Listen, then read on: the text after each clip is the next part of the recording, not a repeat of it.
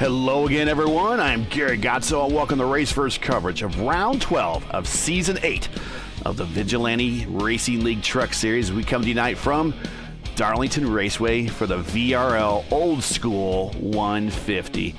Joining me in the booth, he is an 8-time race winner here in the VRL, which is tied for 4th all-time in league competition. Everybody bow down. That's right. He is also my teammate for a couple races in the Velocity Online Racing IndyCar Series, including a caution-free 250-miler at Daytona on the oval. Yes, and we will talk about it tonight. Please welcome Josh Bittner. Josh, glad to have you here in the booth. So this is it, man, for the regular season. So for many, it's win and in. For others, they're like clutching on to the final spots for dear life. What happens tonight? Do we see a March Madness Cinderella leave the track too tough to tame, or will it be one of the favorites that make the march into the playoffs? Your call. Go right ahead.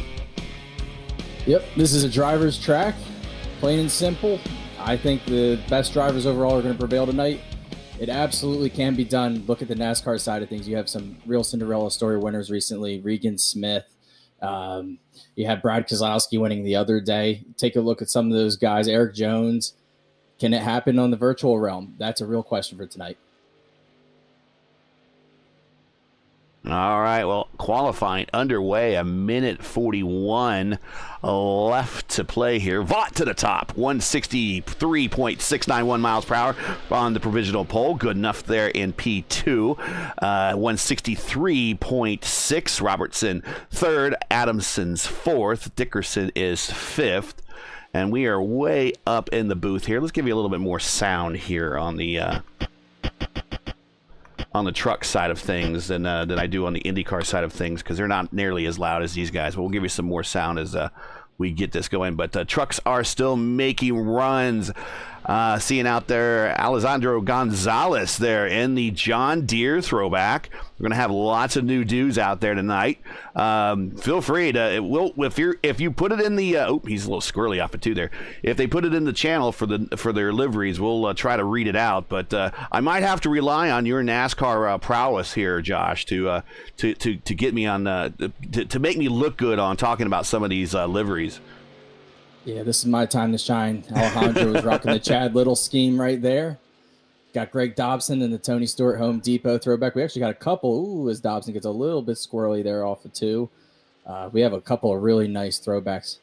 Really looking forward to tonight.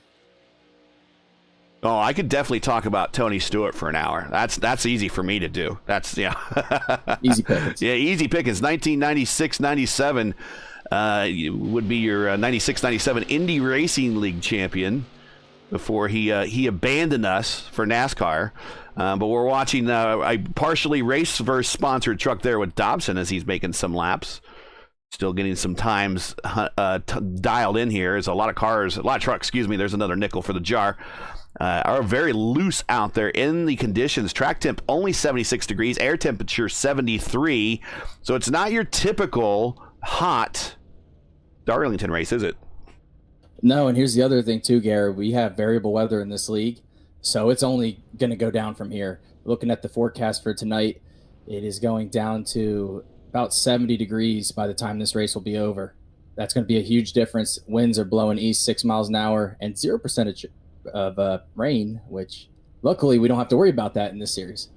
Not yet. Hopefully one of these days we'll see it on your series and my regular series on the road courses finally. Although I noticed on short tracks you guys have been putting on the rain tires and going racing on short tracks, which is actually pretty nice because I don't know what's more boring, sitting through some of those rain delays or actually being in the rain delay itself. Both are pretty awful. Oh, no doubt. Oh, gritting up. Let's get tonight's starting lineup in as we cue up the music and the grid. Here we go.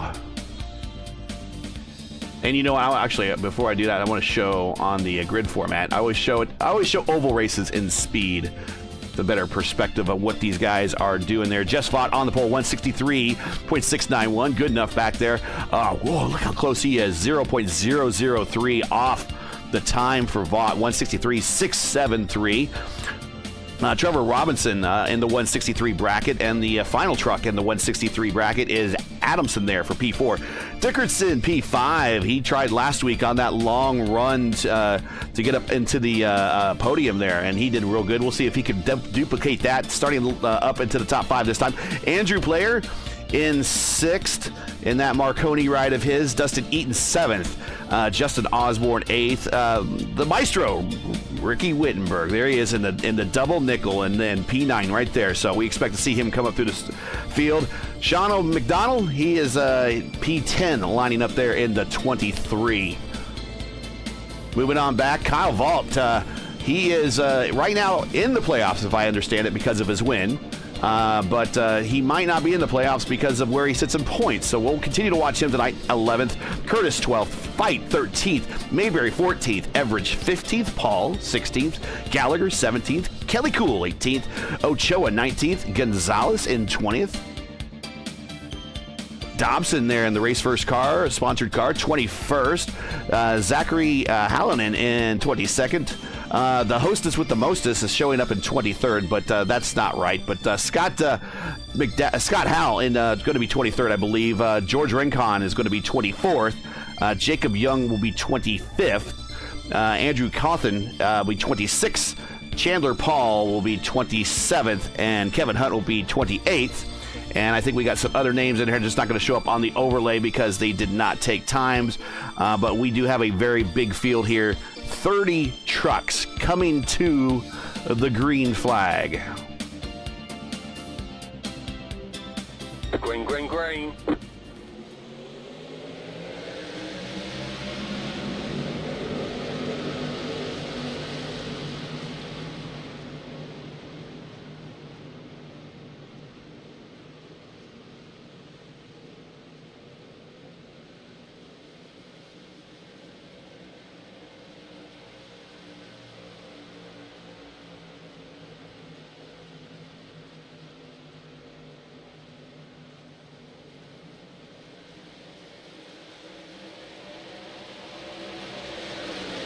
Lap 1 in the books. Vaught off to a good start. Good enough holding position in second. Robertson, Adamson, Dickerson, your top 5. Player Eaton, Osborne, Wittenberg, and McDonald on top 10. Everybody in the top 10 still holding station. As Vaught starting to pull away just a little bit there in that Hardee's throwback truck.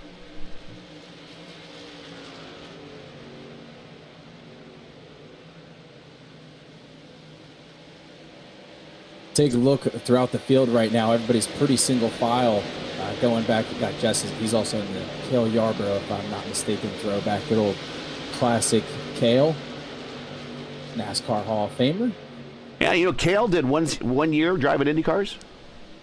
How did he fare? Not too great. He did the 72 championship season and then went back to stock cars. I think that was the right move. Wittenberg up a spot to 8th. Jonathan Osborne back 1 to 9th. That's your only change in the top 10 at the moment. We were watching a couple of the race first cars. Or dang, there's another nickel for the bucket. Dobson and Wade back there in 22nd and 23rd in the race first trucks battling out. As you're right, this field is starting to get strung out and good enough now. He is in that. I guess that's going to be your Kevin. No, that's definitely a Kevin throwback. That's not and the Goodrich, the white Goodrich, right? Well, knowing was that good enough? I believe that's Harvick. I'll double check. Yeah, I think I don't ever remember Dale doing a white truck, other than maybe when he had the Olympic livery for the.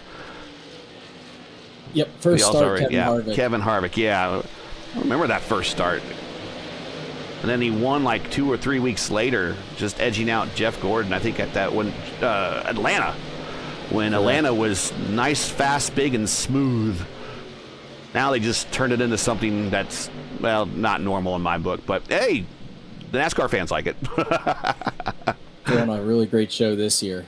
And it looks like they're starting to get ready to put up a good show up front. Jess isn't running away with it right now. A lot of tire saving and management is going to be happening tonight. That's why you see these guys straightening out.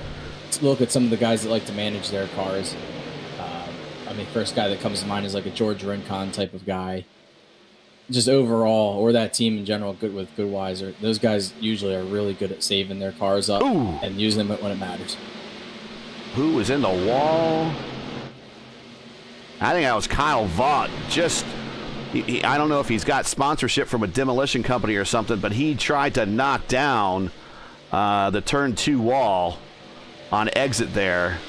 He's back underway, but that truck cannot be in the right shape as he pushes up. So the best way to save tires on this track, easy in, hard off, easy in, easy off? How's the best way to do tires here? Big thing managing your entrances. Turn 1, you got to enter low, but you also, when you go up the track towards the top, you don't want to get loose. Getting loose, spin the rear tires. You got to drive off the right rear of this track a lot, but you can't do it too much or else you're going to be sliding around on exit. 3 and 4, you got to really get in there, but at the same time, you also got to back up the corner as best you can. You got to set up your truck to rotate better. It's really tough. I think best way to describe driving it is if you ever do one of those turns on the highway, you've got an on-ramp or an off-ramp, you're doing 270-degree turn, and it's just a single lane and you're hugging it and you don't know how to arc that turn properly, find the apex. That's what you got to do here. It feels just like it. Now here come the leaders up to the lap traffic now, or going to lap traffic. Jacob Young. This is where it gets a little exciting because really these corners are not meant for much more than one vehicle wide. Young to the inside, trying to give the faster traffic the outside groove. Young's already been into the wall and is having a rough night already, but etiquette-wise, letting the truck on by. Good enough into the wall, getting his first Darlington stripe of the night.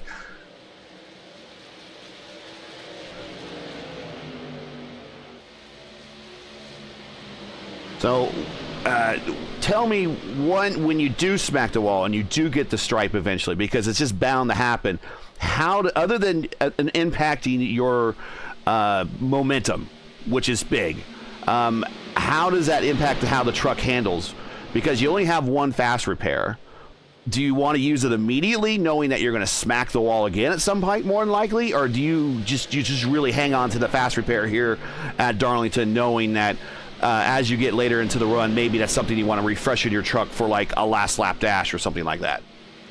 Honestly, Garrett, depends where you hit it. If you're driving the car like a late model, which the inner dirt racer in me loves, you really bring that rear quarter panel up to the wall, you drag it along. You know, I love doing that. Problem is, at the same time, along with spending up your right rear tires, if you're going on the right front of the car, the inverse of that, you get pretty good damage there. That can have a little bit of an aero implication to it, slow you down a tad. So there, my thought on this is, unless if you're really trying to go for broke and you think you have, like if you go down the pits, you have a good 30 plus minutes plus damage and you think that you're going to be able to run this race and manage it the rest of the way, fine. By all means, go ahead and burn up that fast. But at the same time, towards the end of the race, if you get in an incident, you're going to be hurting even more. It's all about and also wheel damage too. If your car or truck, there you go, another one for the jar. If your truck has wheel damage, then you want to use it. But if it's just body damage and a little bit of aero, you can kind of mitigate that a little bit and skirt around it. You can make up for it in the turns here. It's not as hard on the turns. Watching a nice battle here between Dickerson, Wittenberg, Osborne, and Player. Nice group of 4 trucks here. Real quick, the rule set for tonight, before we get too far into this, 14 of 150, now 15 of 150. It's a 1.36 mile egg-shaped oval, of course. 150 laps, 204 miles, because of the success of the pre-race exhibition race you guys do on the Monday, the practice races. They've extended the distance of this race, so that's pretty nice. We get a little bonus time. 5 sets of tires, 1 on the truck, and Ricky in the wall. And that's going to set a Player on the bottom, looking underneath. Osborne, he will get that spot. I love how Player, this is the proper way of doing a throwback, is you use your sponsor and you integrate it into a throwback design. And in this case, that is Jimmy Johnson's Lowe's design. He even has it right down to where the O in Marconi is actually a hex bolt there. And the way it looks on. So Player gets around Ricky. Ricky is recovered, but I'm sure the back end of that truck and the right rear tire is probably screaming. 17 of 150 in the books.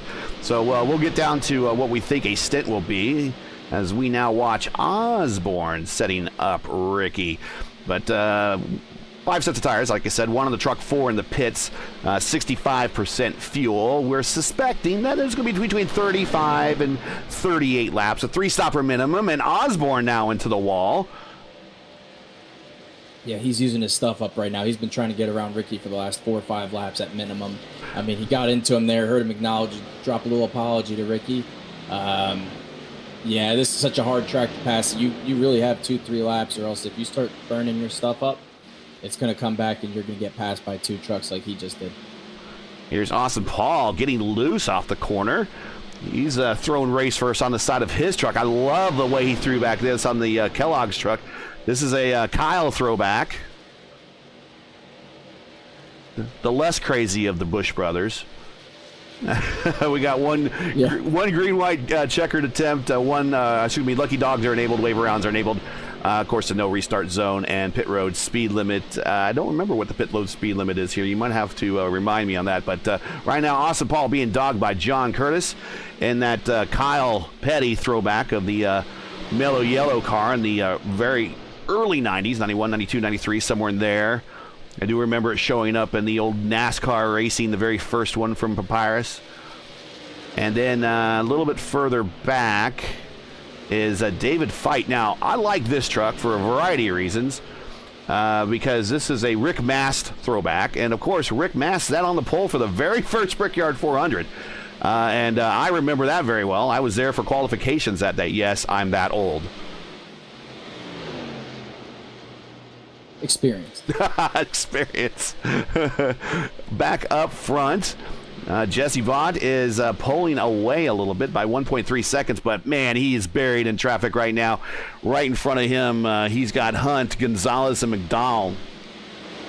Hunt moving over there. Hunt moving over there. Nice throwback to Petty in the Petty blue and STP orange. Very hard to get that STP orange down. It is a very day-glow color. It's a lot more pink than orange, maybe a lot more red than orange people see. And he hit it right on there. Great job for whoever painted his truck. But he is a lap down, and right now Adamson, who was 1.4 seconds back, is going to have to go right through the same thing as he's in that Dale Jr. Was that the Cardinal, when he had the Cardinals on the side of his truck for Anheuser-Busch? Right. Yeah, see, I'm kind of hanging with it. I remember some of this stuff. No? Adamson up 2 spots, though. Good enough down 1. He's in 3rd. And Trevor Robertson's trying to knock down the turn 1 and 2 wall there. And Dickerson's got a run on him after losing a lot of momentum. Tony Stewart to the inside.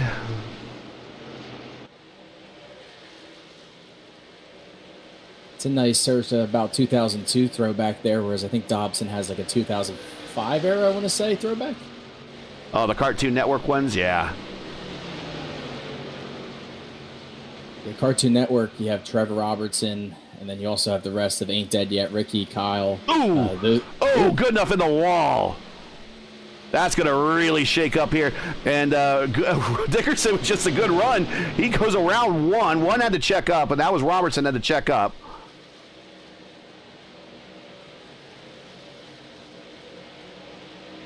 Yeah, Robertson got his right front on the wall pretty good there when he had to check up. And not quite the slide job, but he's clear. And move Dickerson up to 3rd. Who's some other big gainers out here? Austin Paul. And we were talking about him there in the race first Kellogg's throwback truck there. He's up 5 spots to 11th. Zachary Hallinan. Let's get him on the broadcast. He's got the Ganassi throwback. I love it. Of course, that's kind of the livery that quite a few of their Indy winners wore to Victory Lane at Indianapolis. Certainly at least 2 of Dario Franchitti's wins. 1 of only Scott Dixon's win. But the Target was big for IndyCar. And, of course, Target was big when they were in NASCAR. A number of drivers drove that Target livery, including my favorite, Juan Montoya. And here's a nice little throwback for you. In the wall again, Allen, but he's up 7 spots. Go ahead. So the driver that was for was 2014 rookie paint scheme 4, Kyle Larson. Fastest man in Indianapolis today. And Andrew Coffin, he's in that Snickers, so he will not be a diva tonight. And he is up 10 spots. And then Dustin Wade, he's back there in that race first truck. He is up 9 spots. So those are some of your big gainers tonight so far. No cautions. I've just jinxed it.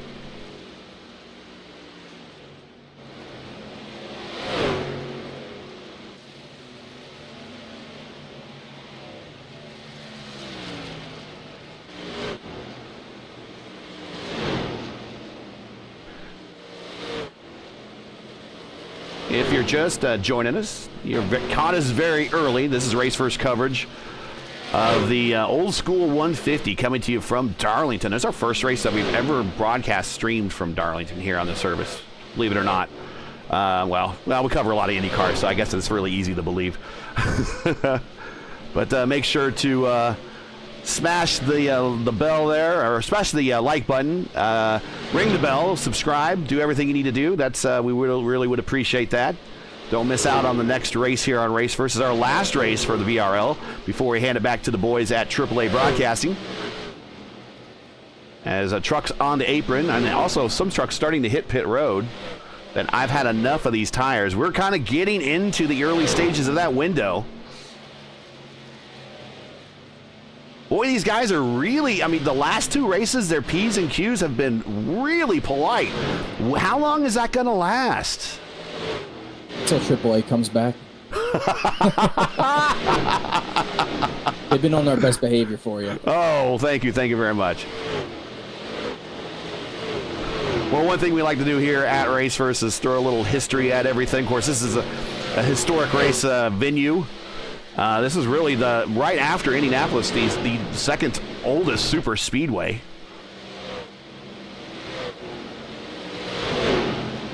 Looks like we have Goodenough, who was in 4th coming down pit road. And he's brought some friends. Oh, yeah, a number of trucks with him. We'll watch them as they hit their spots, but there have been 4 sanctioned, actually, IndyCar races at Darlington in the history of 100-plus year history of IndyCar. So there is an IndyCar track record here, believe it or not. It's 142.364 miles per hour, so these guys kill it. But there is an IndyCar track record here, set by Andy Linden, who I've never heard of, but I looked him up in 1956, and it was one of his 3 career poles. And all 3 of these trucks coming off pit road came on together. They're off together, and I do like the Foyt throwback. Anytime you get super text on a paint job, it gets me excited. But Goodenough pulling away. Now we're going to see how fast these guys are, and the leaders are going to start paying attention because they're going to be turning in some big laps on these fresh tires. So Vaught's coming in right now from the lead. Okay, let's watch Goodenough next time by.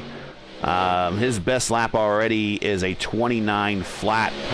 Player right behind him has the purple lap at a 28.991. So I would suspect this is going to be the payoff lap right here, if not the next one. And then everyone that hasn't stopped are going to really see what they're losing to these fresh tires. So here we go. What do we got this time by?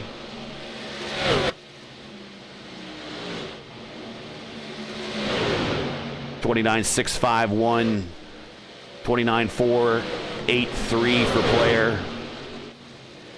Oh, Player in the wall. See Goodenough get another run here with the tires at optimum, but he's right. He's right in the middle of slow traffic. There's no place for him to go. So this is not going to be a good lap here.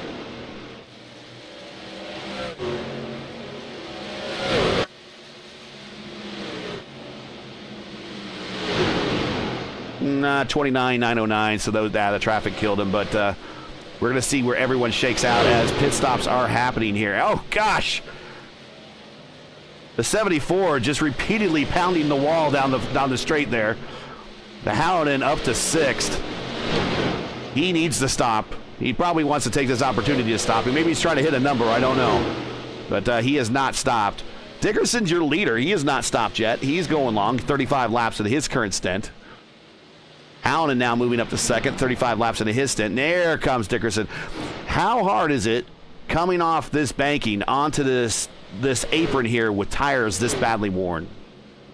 At this track, it feels like forever. It feels like you're crossing a country mile before you get from the racing groove down to the pits. You know, some of these tracks, especially a couple weeks ago, you think of like Dover, Kansas. These tracks, you know, your racing surface, 15, 20 feet to the left, and then you're right into the lane for the pits. This track, nope. You got to come down about 5-6 lanes worth of traffic. Caution on the racetrack.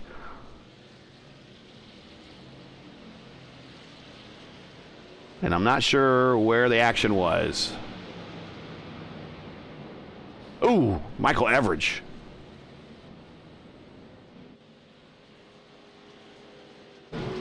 So caution at lap 37. Let's take a peek about what happened here.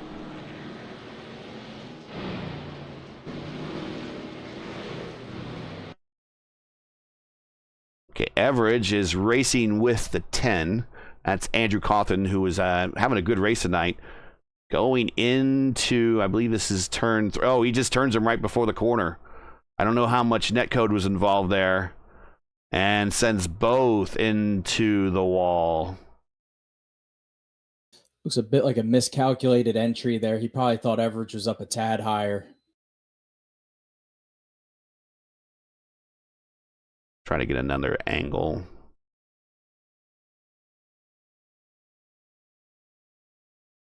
And Everidge being tagged by Alejandro. It looked like he was marooned there in the racing lane, didn't know which way to go perhaps, or was waiting for trucks to check this proceed around him there.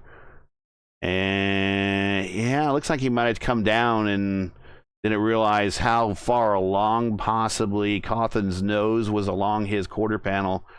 And into the wall we go.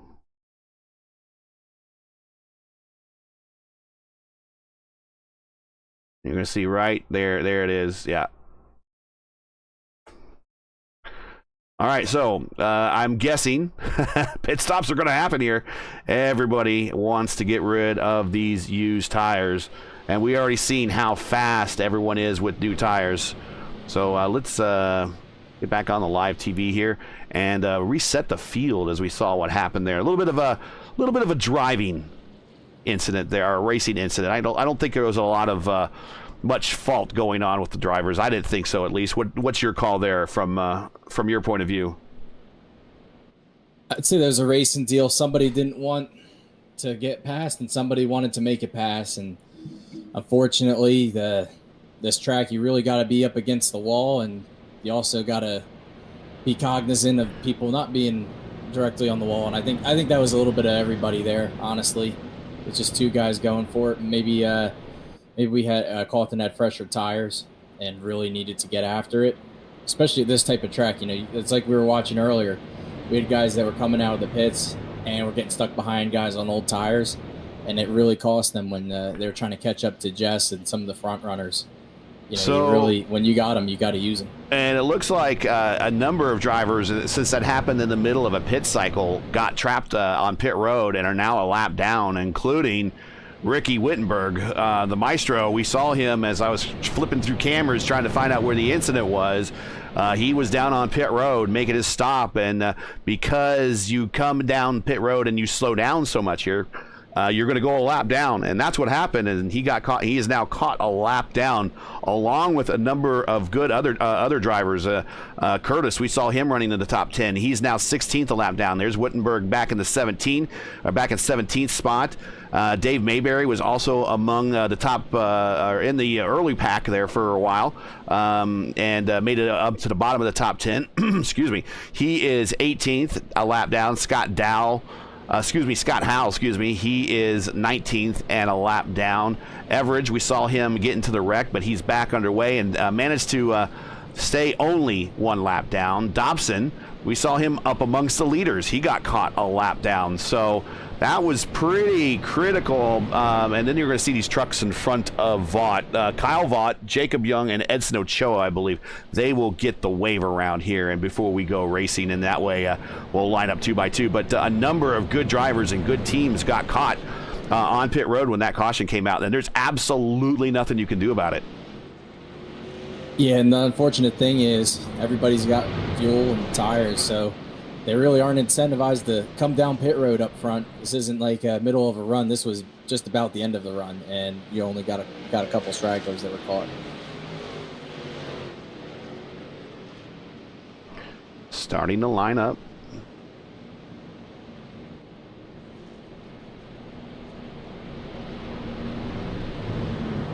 Two wide restarts. A bit of a treat. We don't have the two wide restarts very often on our broadcast, so get to see the mayhem break out.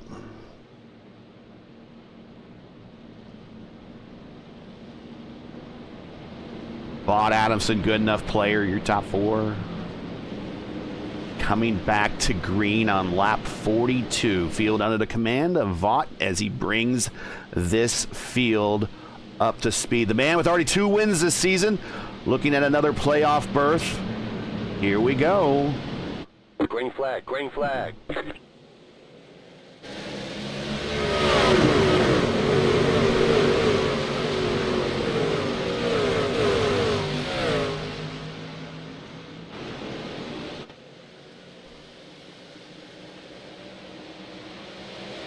Clean exit.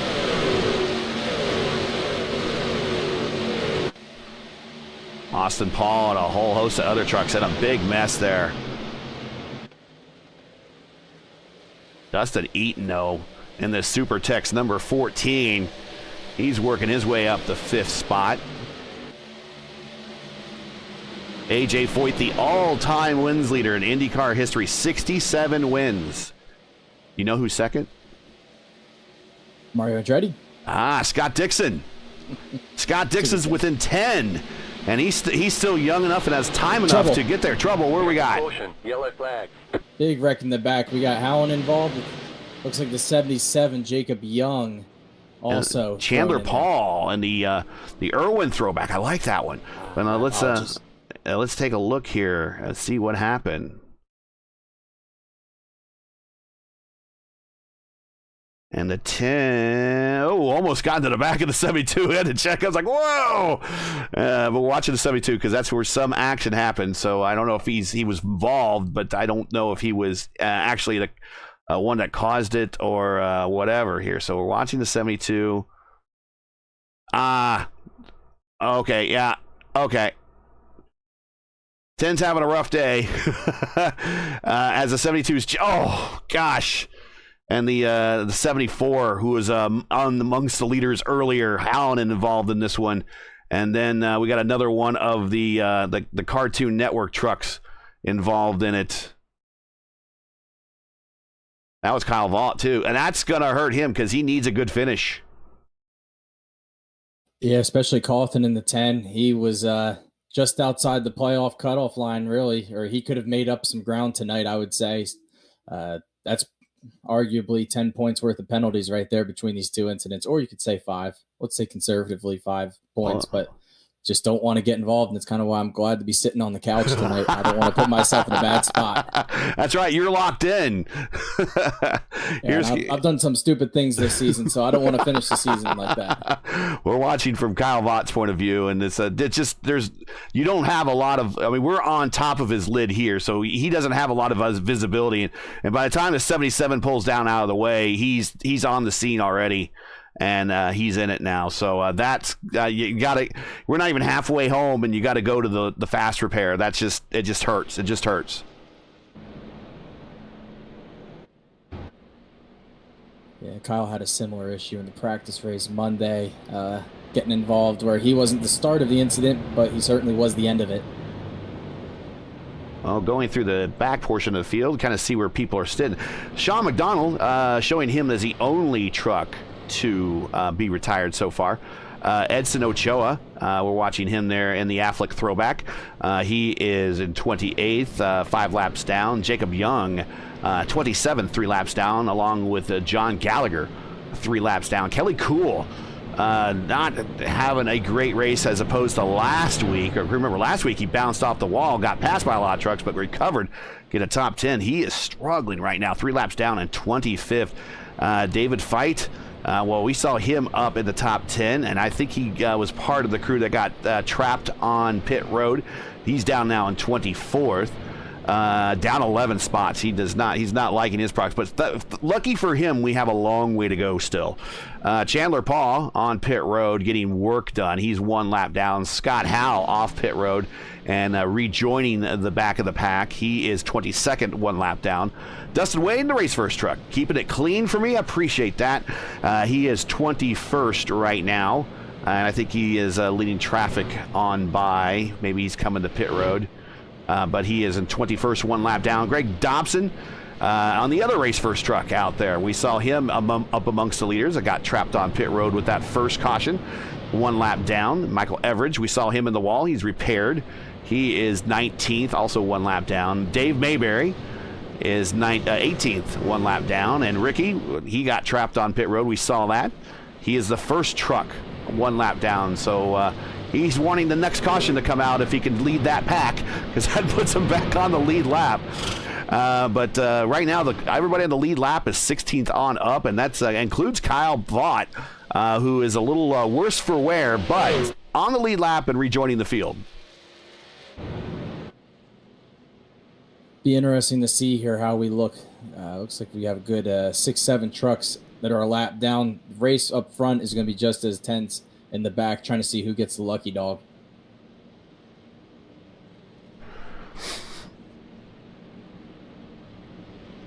And we're getting ready to go green.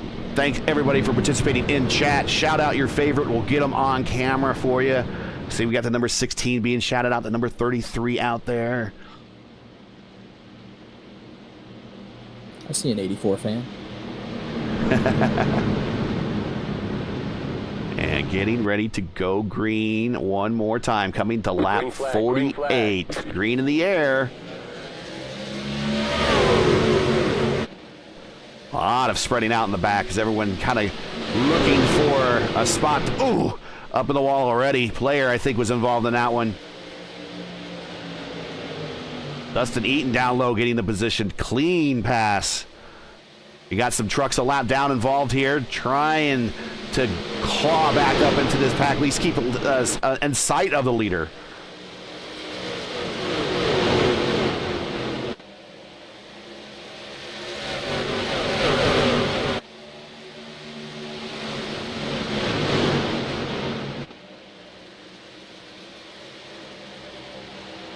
Claire Dickerson, Trevor Robinson in there. Oh,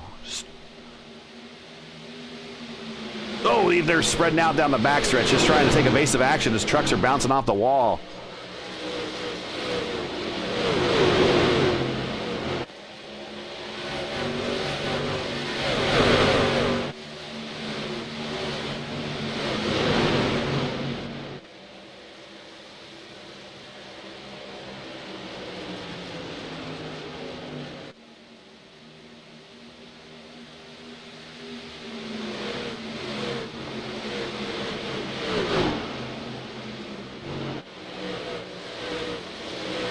Osborne looking for a run on Cawthon.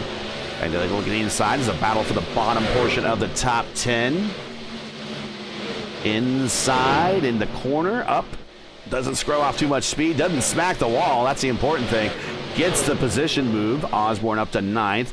Trevor Robinson, Austin Paul jockeying for spots as well. Robertson off the wall. Evasive action there taken. Move him back to 9th. Move Osborne up to 8th. Paul up to 7th.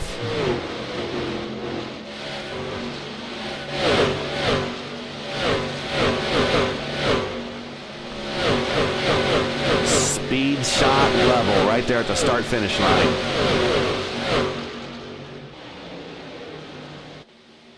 Meanwhile, back up front, Vaught has not relinquished the lead much at all today, other than when we had the crossover with pit stops. Adamson's not letting him get away. We got someone around, sorry.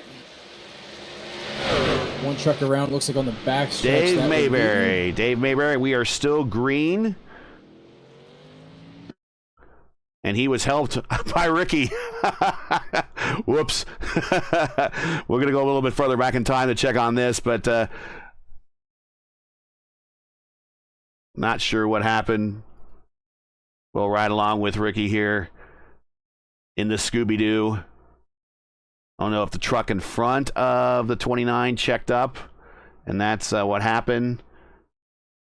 Oh, okay, just two trucks kind of pulling out at the same time. Okay, yep, yeah. Race a deal. I'll leave it to the hostess with the mostest to make the determination on that one. She has the hardest job in this league, being the chief steward.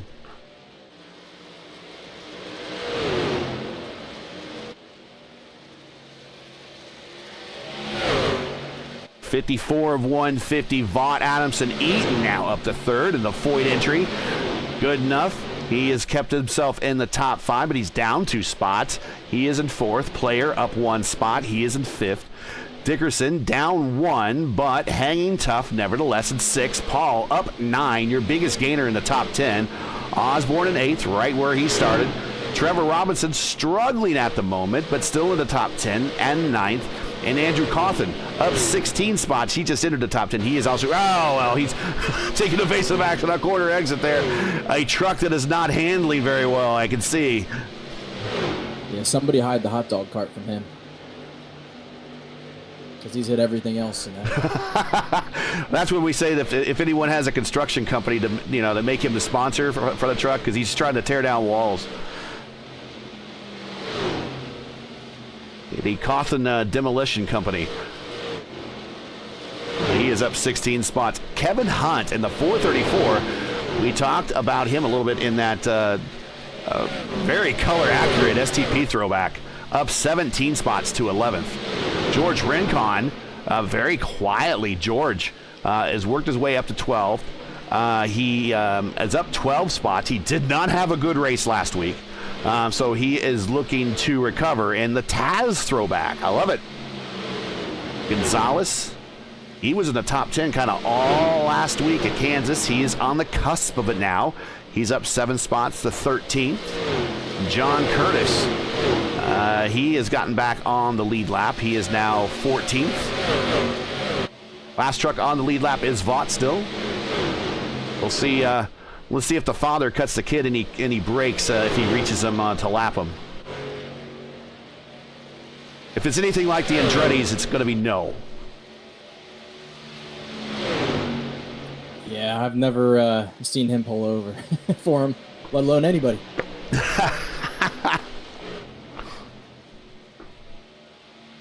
Just going back to George there, it is one of the fascinating facts. There are, of the drivers in the top 5, I think you go to the top 7 in the points, only one of them has 0 wins, and that would be George. He's sitting in 5th right now.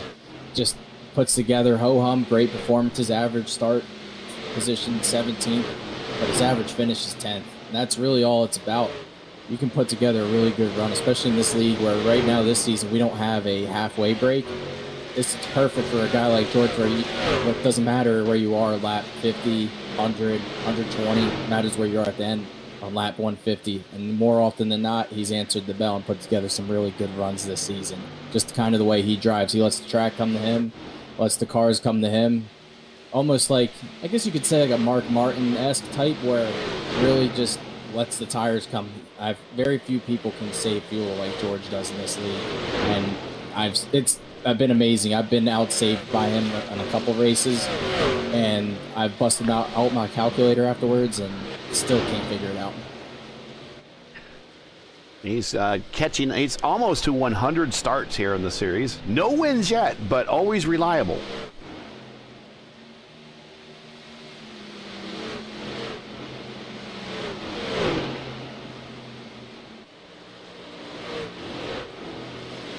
And while we got a bit of a pause in the action as we're going back up front, do want to bring up the point situation. I want to bring that up on the screen here real quick, just so everyone knows where everyone stands.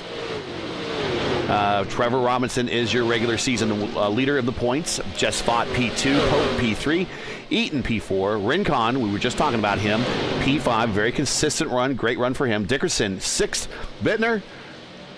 He's sitting there here in the studio with me, 7th right now, but he'll go down a couple spots, but he's confident in his abilities.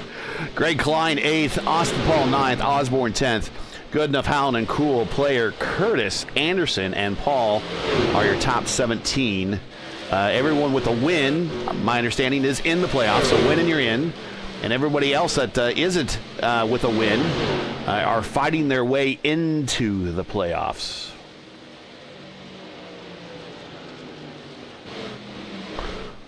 Bott putting some distance a little bit on Adamson, 5/10.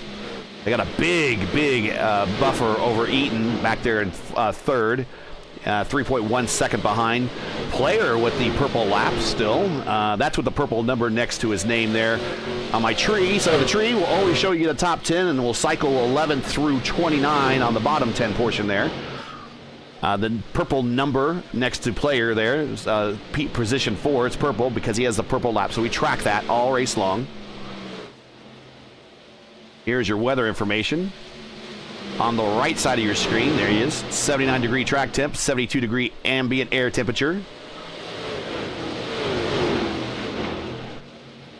We are 31 laps into this stint. That includes a caution where some of the leaders did not stop.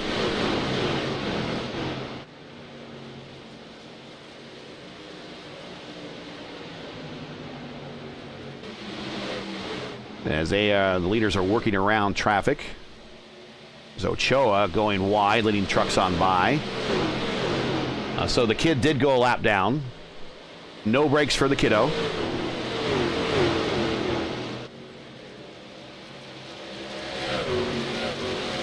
Considering where his truck's at, I'd call that a business decision. Nothing personal, kid. It's just business. Dickerson up to fourth here, looking good there in the Home Depot throwback. And my man Austin Paul with Race First sponsorship on. Man, if you bring that home in first place, there's $20 in it for you. Whoa, and Robinson, Osborne, and Cawthon. Oof, these guys back here. Player. You heard the tire slide as they were fighting for position. The action has been around good enough Player and Robinson like all night. They've been glued to one another.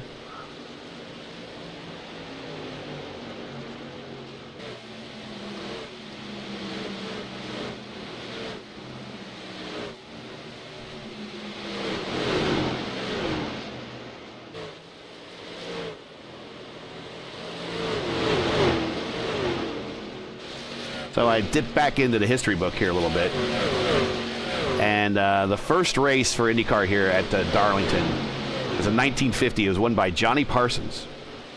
If that name rings a bell, Parsons had a pretty decent year that season because he started off the year winning a rain-shortened Indy 500 and ended the year with a victory at Darlington. So a lot of lore going on both sides of the steering wheel, whether it's here come drivers to pit road. So caution for green flag pit stops underway.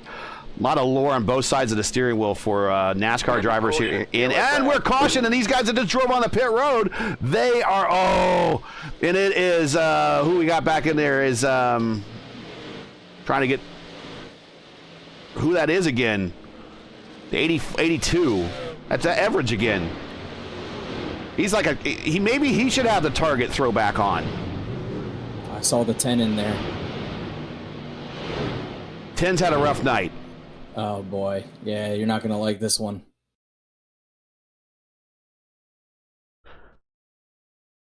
All right, so let's try to go back a little bit, set things up. All right, so he is approaching the 10, coming in the 1 here. Maybe got a little bit too far, but we'll see. We want to see how this develops. The 10's looks like 10's struggling. 10 was to the backside of I think Ricky there. And just that's a bad timing of pit road. Oh, 10 in the wall. That's what happened. Oh, and Everidge into the wall too. It's kind of like monkey see, monkey do. When you're following that car in front of you, you can't help but sometimes you do the same thing. Now he's taking a look to the inside. Okay, not going to be there. Going to go crossover. Goes down low into the corner. Gets alongside. Oh, I think Everidge overdrove the corner and slid up into him a little bit. Ugh. It happens. It happens. Tell you what, let's check their trucks for magnets.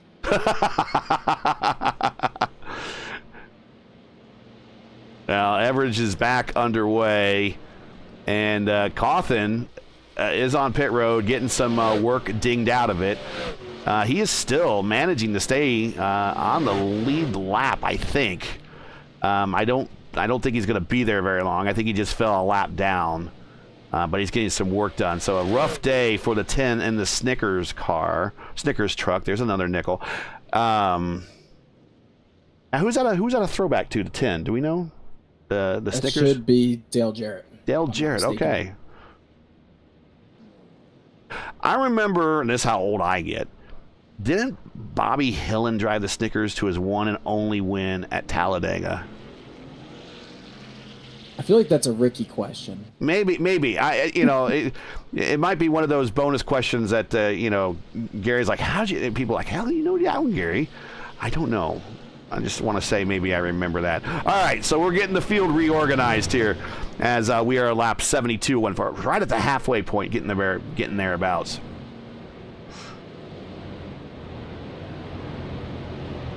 So Jess is still the leader. He's going to have some lap traffic in front of him. Fight, Howell, Barry, Gonzalez, I believe, are the trucks immediately.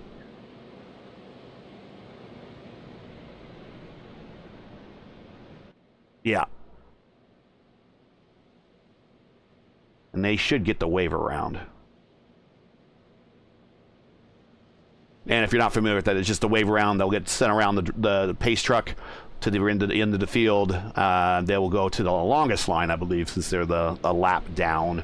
That will allow the leader, which is Jesse Vaught, to bring the field back to green, which is his right as the leader to do so. Leadership has its privileges. As I like to say, it's good to be the king.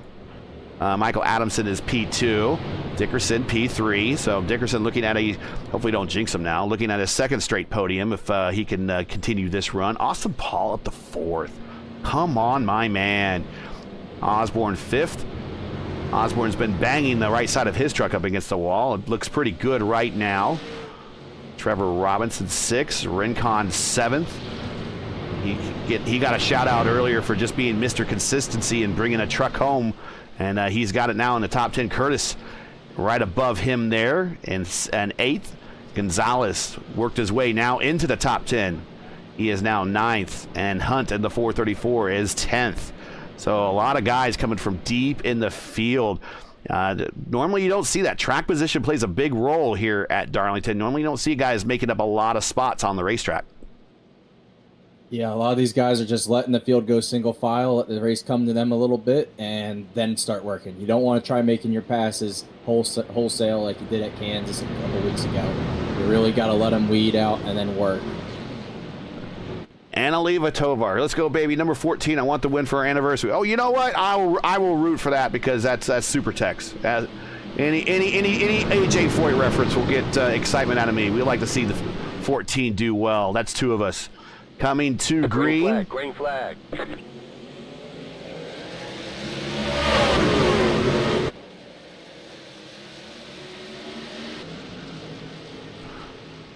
Oh, Adamson Vaught nearly making quarter panel contact, but that's going to open the bottom side for Dickerson. And here comes Austin Paul, maybe making it go to a shot at third, thinking a little bit better of it. Vaught, Dickerson, Adamson, Paul, Robertson, Osborne, Curtis, Rincon, everyone single file. That 434 looking on the low side of Rincon. And now he's falling in the clutches of the 14. Here comes the 14. To the low side. Petty versus Foyt. Oh. Wanted to see that for real. That would have been something really cool back in the day.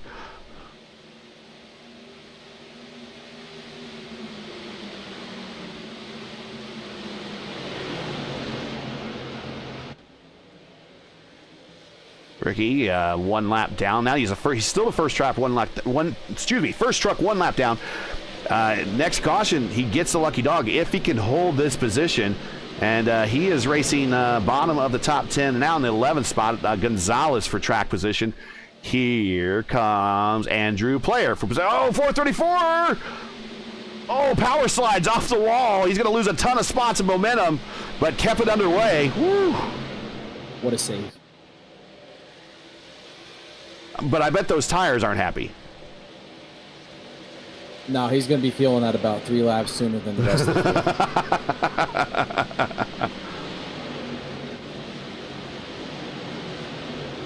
Here we go high from a turn 2 stands. Here's a turn 2 stands right here. Watch these guys, number of trucks getting their Darlington stripes there. Saw at least 3 of them. Here's high in the turn 3 sweets.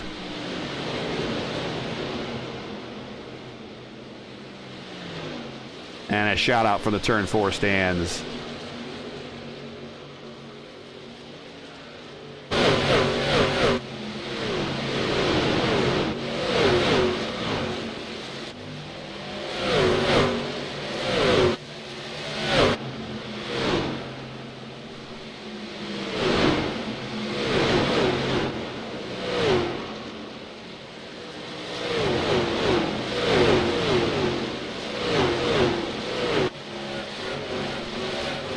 Back up front, there's your leader by 2/10. Vaught just keeping Adamson at bay, Dickerson at bay. Robertson now taking a peek.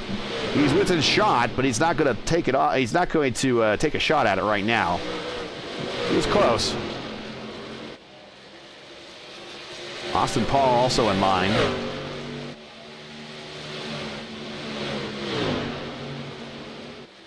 Both were taking peeks, but decided they would keep it in line. Hunt and Gonzalez find it out. Gonzalez up on the high side, kind of getting freight train a little bit on the bottom.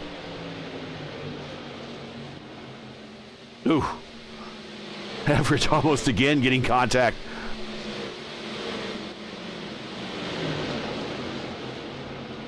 This is just a battle for track position right here. But it includes a car that's been up in the top 10, truck in the top 10. There's another nickel.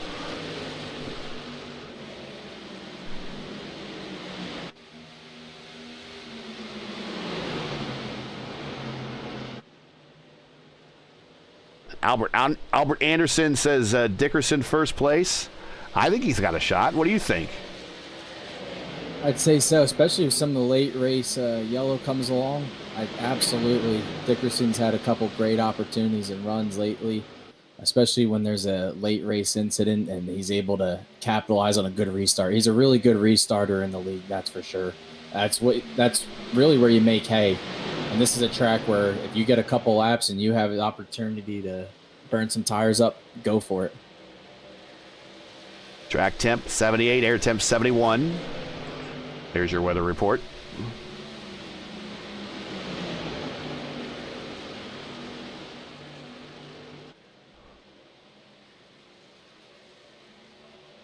Race first coverage of the VRL is brought to you by Blue Fox Properties. Blue Fox Properties isn't just a premier residential property management company. No, they're stress elimination specialists. Being involved in any aspect of a move is stressful, whether you're trying to find a responsible rentals for your property or you're a renter looking for a property that you can call home. Both sides of the transaction are in flux, and we are cautioned. I knew we'd be in caution once I start reading that. Where are we at? Well, I could think of 187 reasons why that caution came out. Okay, so I see Kyle slow.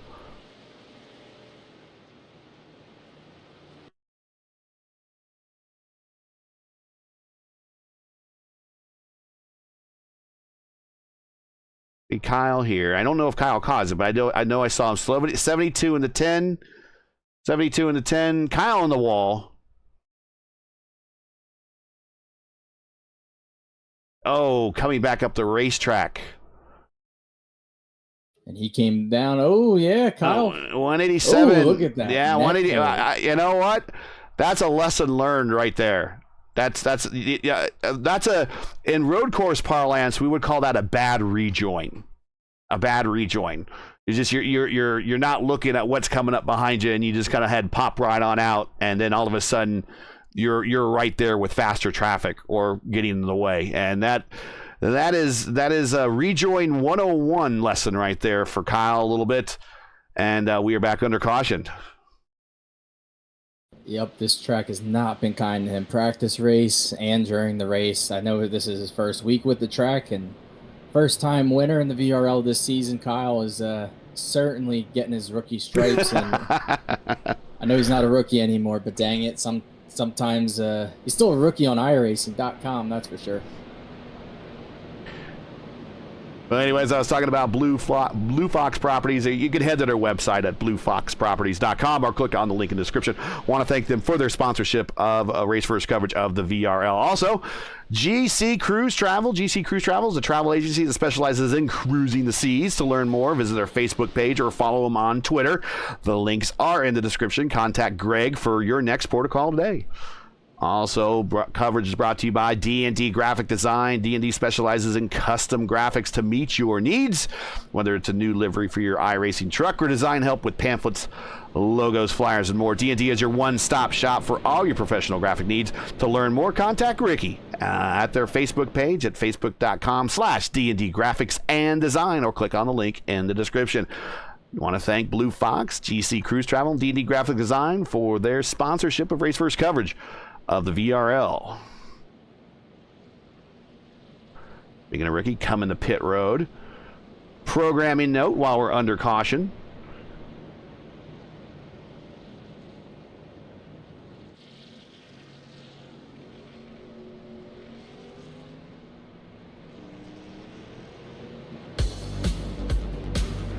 Oh yes. Delta Force means one thing. That's right. Fixed Indy 500 open setup top split, what we're calling the ultimate warm-up race. The Indy 500 is back on iRacing this year after a year hiatus, an unnecessary hiatus. We'll be covering the top split of the open setup Indy 500 Friday, May 31st, 9 p.m. Eastern. That's not enough, and it's probably not. The fixed setup returning top split Saturday, June 1st, 5 p.m. Eastern. Back home again. iRacing and IndyCar right where it belongs. Check us out. Both races on Race First. We'll be the only channel that covers IndyCar racing on iRacing. Now we'll be having 2 of the Indy 500s. So make sure to subscribe and click the bell. Don't miss out on these golden key events that we have that we'll be covering for you guys. All right, I think we're getting ready to come back to green.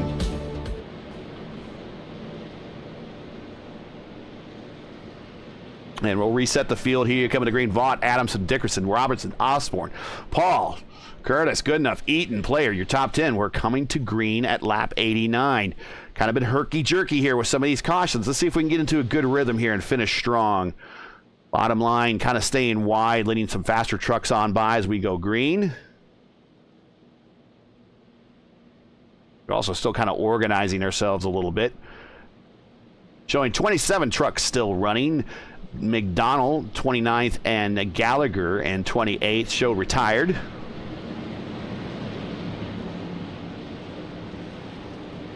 "17 trucks on the lead lap." Yes, Ricky is back on the lead lap. The Maestro has worked his way back up to 17th spot here and is in direct competition for the win now. Greg Dobson now is hoping for that next caution. He will get the wave around. David Feit, 2 laps down. Green flag, green flag. And here we go. Once again, coming to lap 90.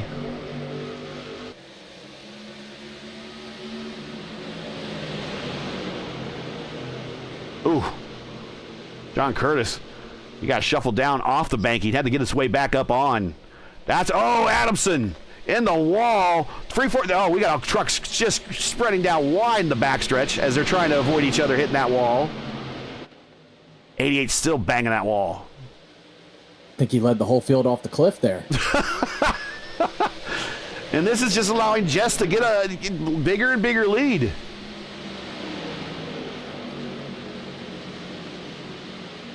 Dickerson now up to second.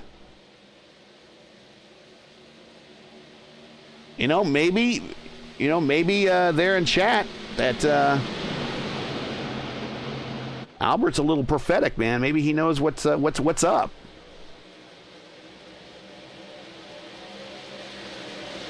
Noted teammate at All-Star Racing. Oh, this one of your teammates? The two of them are Albert, who is unable to race tonight, and Larry Dickerson, the 69. Ah. That's all right.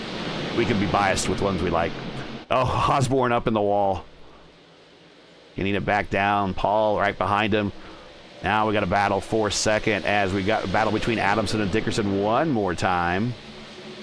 Trevor Robinson just follows him right on through. Hey, if it works, it works.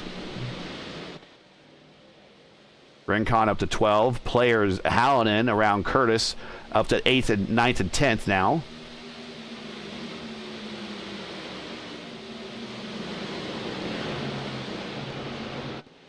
This bottom portion of, here's Austin Paul getting a good run. He got a good pass.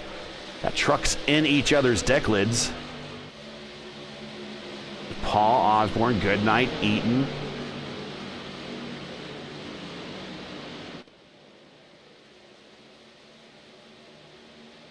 Player in 9th, Hallinan in 10th. Of course, the 434 is having a really hard time off an exit of corner 2.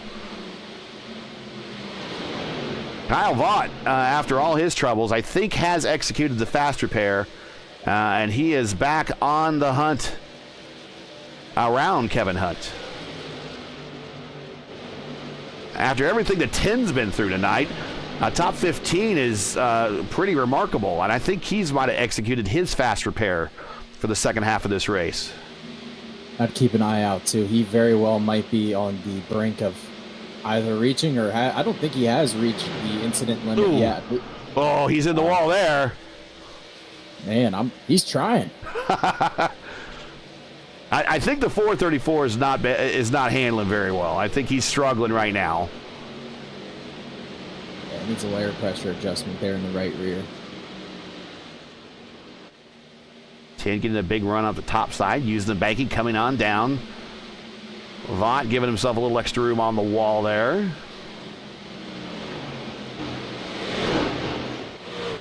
A 434 up in the wall. We just cut away. We could hear it grinding.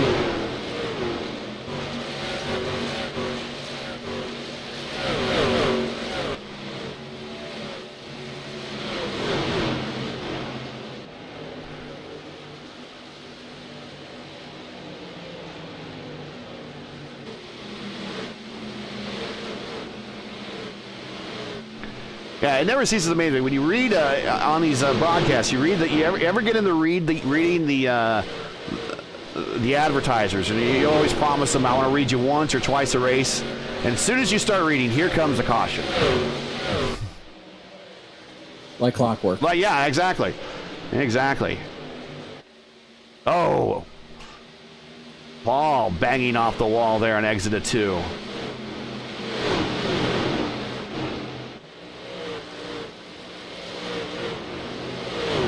So I guess the story is the reason that there's two different sized radius ends, that there's a minnow pond that's on the other side of one of the turns there, and that's why they couldn't make it a mile and a half, kind of along the lines of what would have been an early version of what Homestead is really right now, actually. Yeah, and it would have been an interesting thing to see, and also the amount of banking. I believe it used to be about 15 degrees where when they steepened the banking. There's some pictures out there. I think it was turns 1 and 2 with the lower banking back in the day when the track first opened. That looked like a real crazy track. That would have been interesting to see how that would have been today.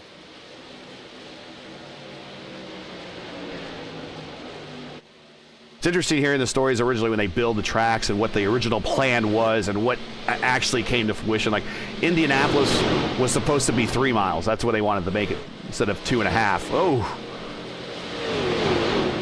Osborne, good enough.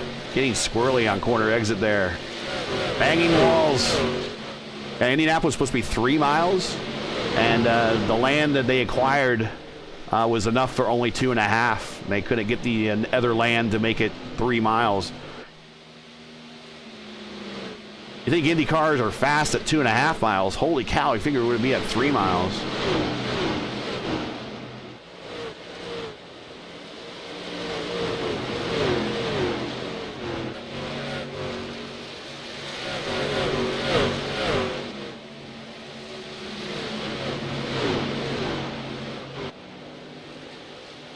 back up to the battle here for 5th with this Paul Osborne Eaton.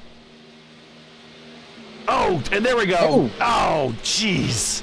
That is a hard hit to the inside. That was a very hard hit. And we are not under caution. There it is. There it is. There it is. Wow. That was I didn't even have time to react. Man, that was a hard hit. Let's see what happened there.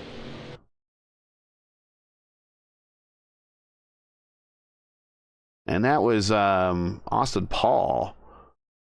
So he he smacked the wall, and he's trying to get out of the way. He bounces off the wall, and Osborne kind of had no place to go, and kind of collects him. But that's more of a rebound wreck than anything else. I don't think Osborne put him into the wall.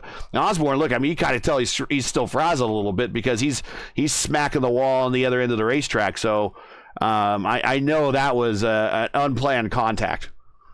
Yeah. Now, to his credit, Osborne does like to knock the wall down just about every other lap, so that could have been scheduled.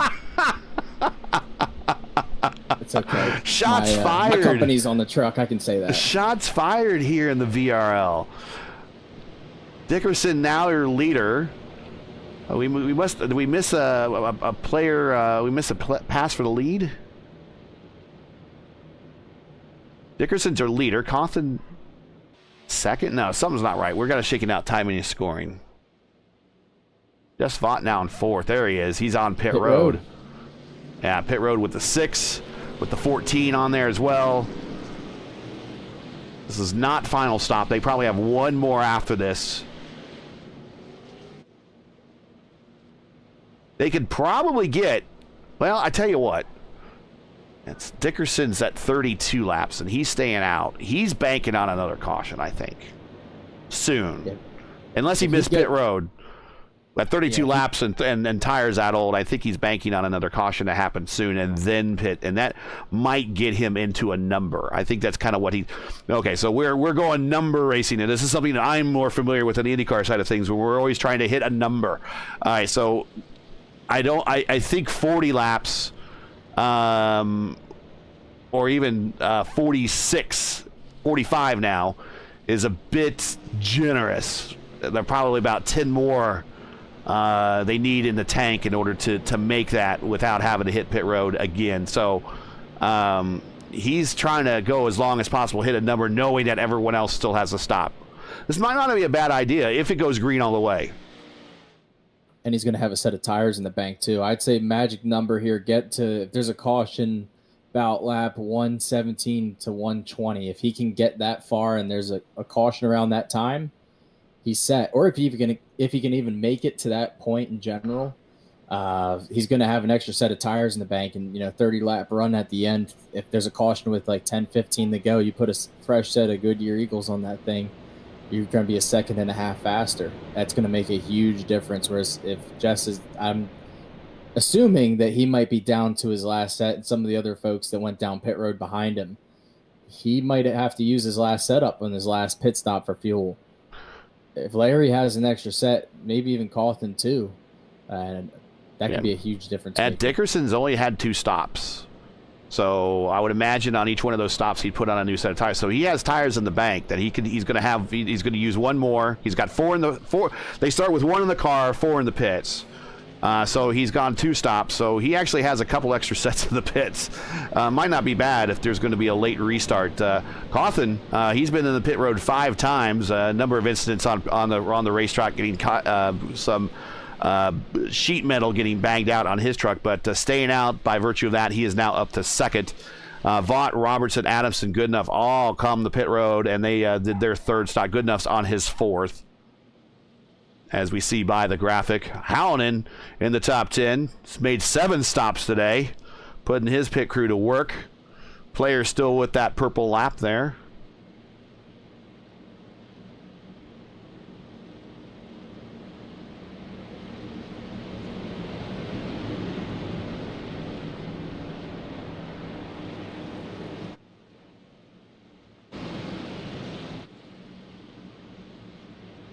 Here we go. Going green at 107.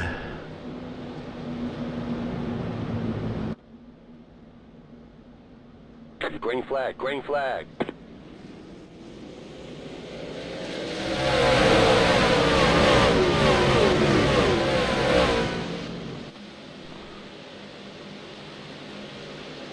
Vaught already around 1.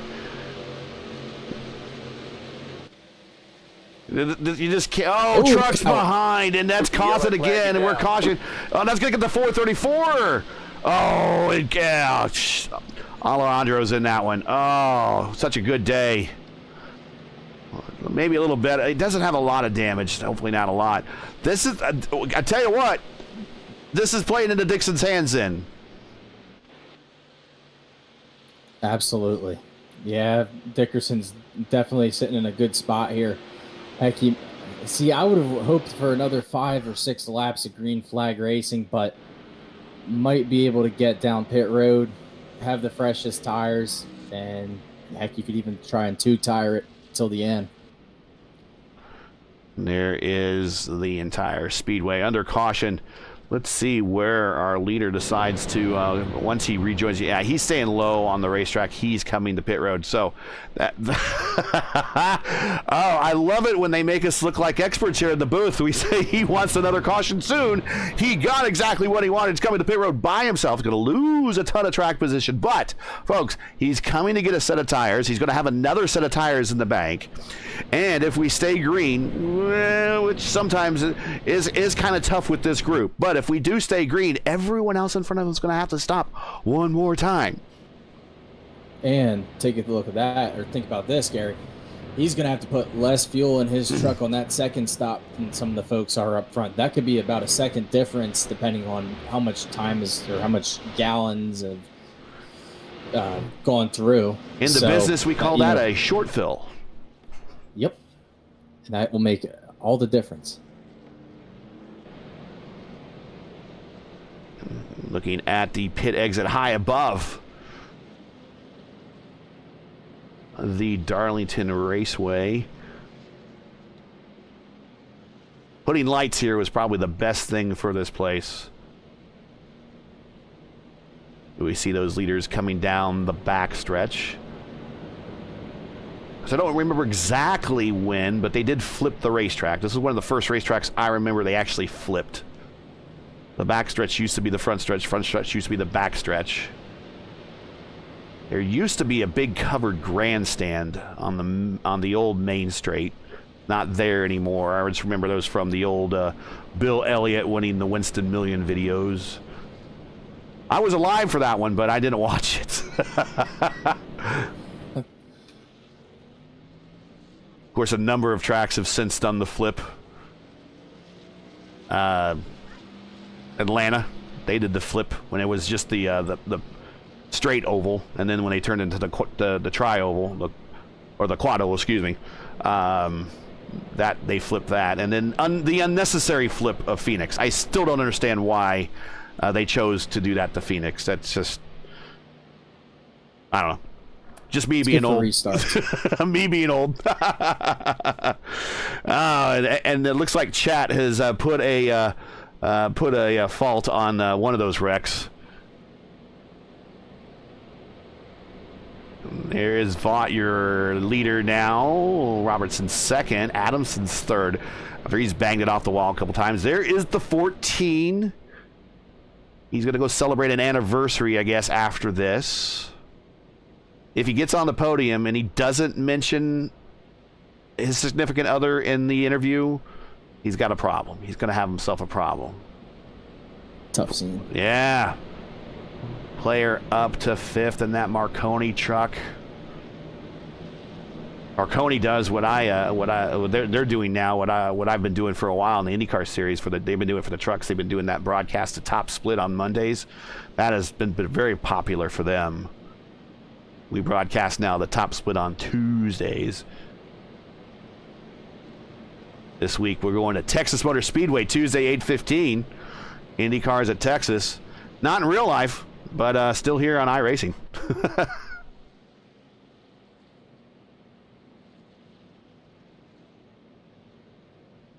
He's going to need to take. They put on a pretty good race last time, though. What, at Texas? IndyCar. Yeah, I thought the last race was pretty IndyCar good. always puts on a good show at Texas for the most part. There's been a couple duds, specifically when they put down that PJ1 crap. But what they did is, and we're getting ready to go green. They had a practice after practice, which was like they kind of had control speeds, and they had all the drivers racing that higher line to lay down some rubber, and that worked in the high line, and that worked out the racing, made the racing a lot better. But my fear is we're going back to green, and we're racing down the one between Vaught and Robinson. Get the camera on them. There we go. Vaught getting the lead. Anyone have anything for Vaught, guys? Now's the time to show it. Ah, jeez, just banging down the walls on corner. There goes the race first truck to the inside. Whoa! Oh. Wade. Dustin Wade. Yeah, Dustin Wade's going to get back, but we're not going caution, but he's back underway. It's okay. It's an investment. We knew that. But my understanding, they're going to change Texas to be similar to Atlanta, and if that's the case, IndyCars will never return. Oh, 74. That's 72. That's 74. That's Hallinan right there. There we go. Got a little squirrely. He's worked his way up into the top 10. Good run for him. He has been involved in a number of incidents, not his own doing, just being in the wrong place at the wrong time. Oh, the whole one around Kelly Cool. We're going to go caution. He can keep it below the apron. Yeah, good job for him, but a long night. He's just not, just one of them races. One of them races. Meanwhile, back at the front, coming to 115 of 150. Vaught, Robinson, Adamson, Eaton, Player, Osborne, Hallinan. Here comes Dickerson with those new tires. Man, he's already up to 8th.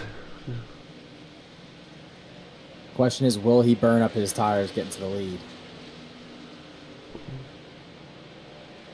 Well, I think right now, I mean,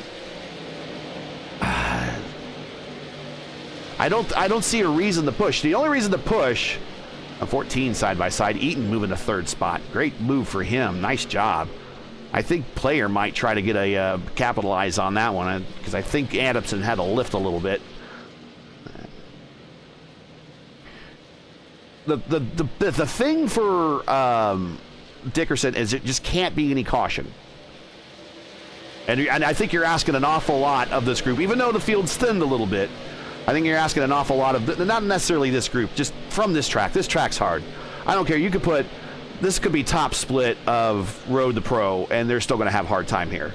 I mean, hell, we've seen Road to Pro have hard times at Martinsville. So it has nothing to do with the ability of the track. It's just the track's really, really hard. The ability of the racers on the track. Track's just really hard. Seeing Gonzalez down on the apron there. He was up in the top 10. Looking for a second straight race in the top 10, but not going to be today. He's now 1 lap down on pit road. But if Dickerson can go and they get this race go to caution free, unless someone up in front of him is saving fuel, which there's always that possibility. You've talked about it.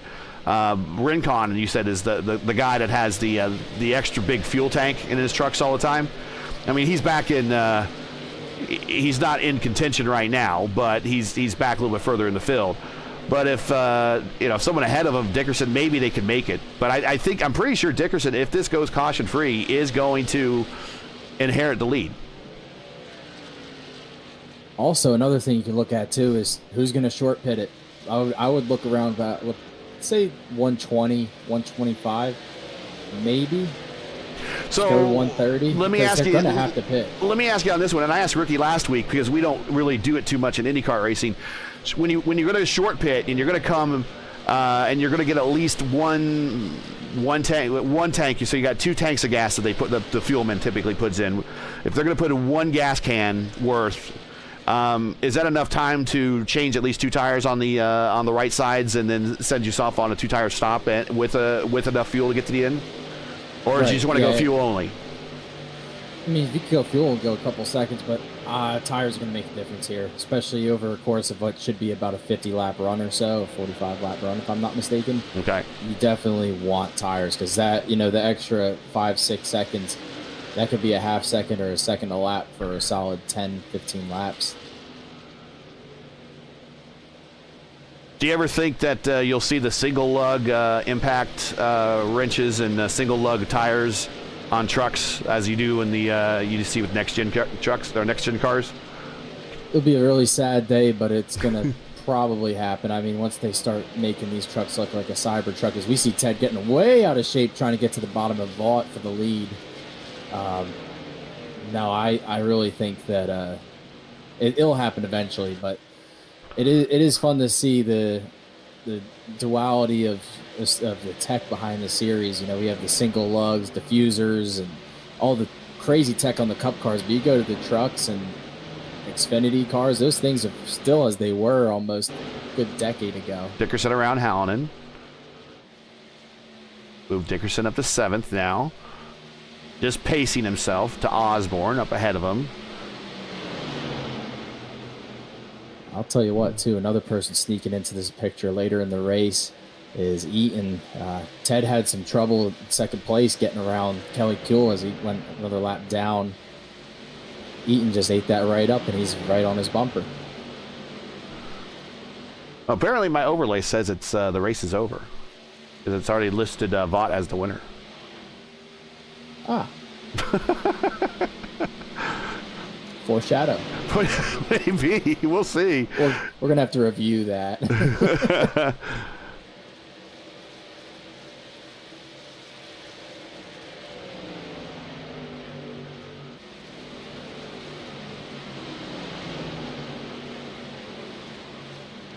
Yeah, if you want to short pit it right now, you got to go.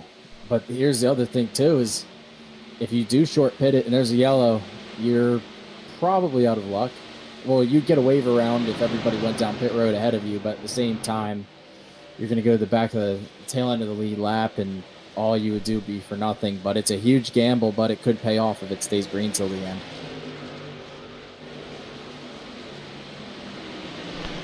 Let's watch speeds because I'll have to actually contact my dev and have them correct that. We'll get some screenshots of that. No matter what I put there, it shows Vaught the winner, so we don't want to do it. But we'll show speeds at the line. Vaught, hopefully we're showing these right.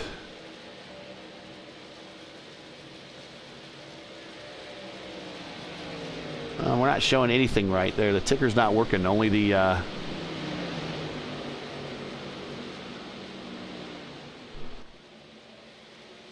That's a first.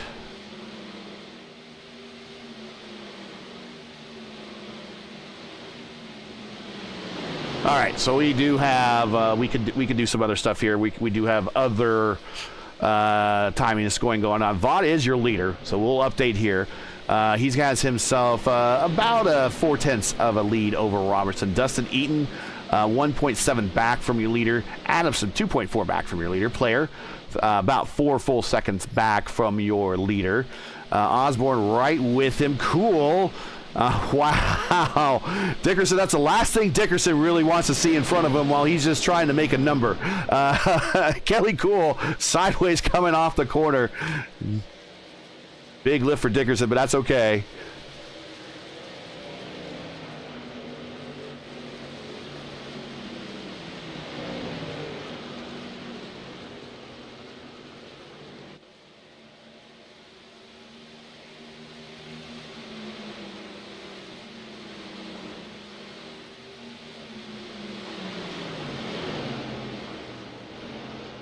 First person going down pit road of the group, it seems like 74 Zachary Hallinan. Let's take a look and see how he is coming out. He's in 8th place right now.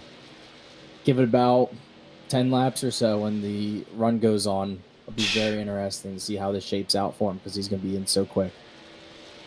We're watching him on pit road.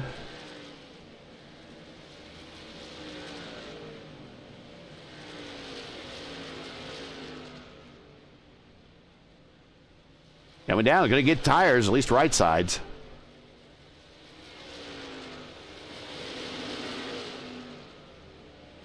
And going to the other side, too. So he went with the full set and whatever fuel to get to the end.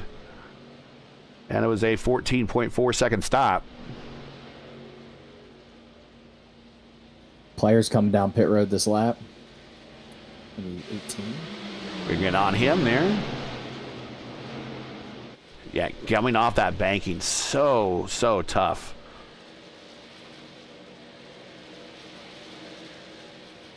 So I think we got a better. Luckily, I have different overlay versions, so I won this work. It still's got VOT as the winner. So, and if anyone wants to protest that, go right ahead. But we do have working gaps to the leader. That's the big thing because we want to know who's on the move and who's not. In fact, let's go back to Osborne. This.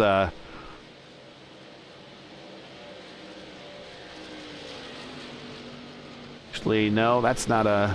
Let's go back to gaps. It's more reasonable.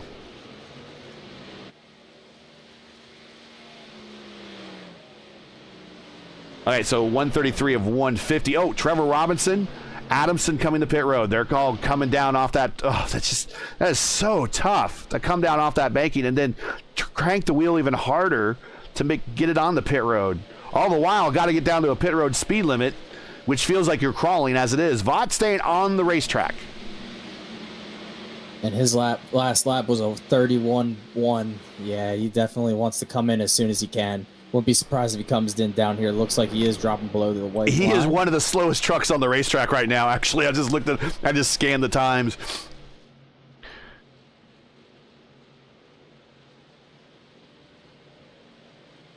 So let's see how this shapes up, see if Ted can get by him.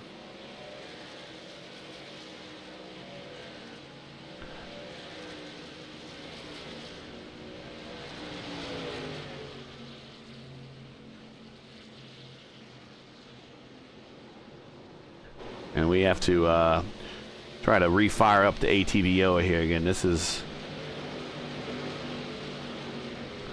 Never seen it do that before. I haven't talked to my dev about getting that straightened out. But we're on the one we want to be watching right now, the leader.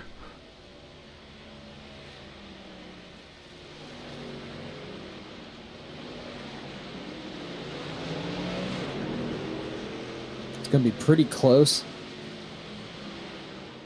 between him and Trevor Robertson in the 6 as they wind up off of 2. Oh, he's going to have to lift a little bit. He got 2 trucks in front of him. Oof. That's going to cost him big time. And here comes Eaton nipping right at him. Yeah, and we're watching them in the background here. We'll get... Oh! Trying to bring those cold tires up in temperature. There we go.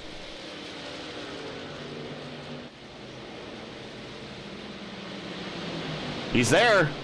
He's there. 14's with him. Can't afford to take it easy now. You got 3 guys in a row with each other.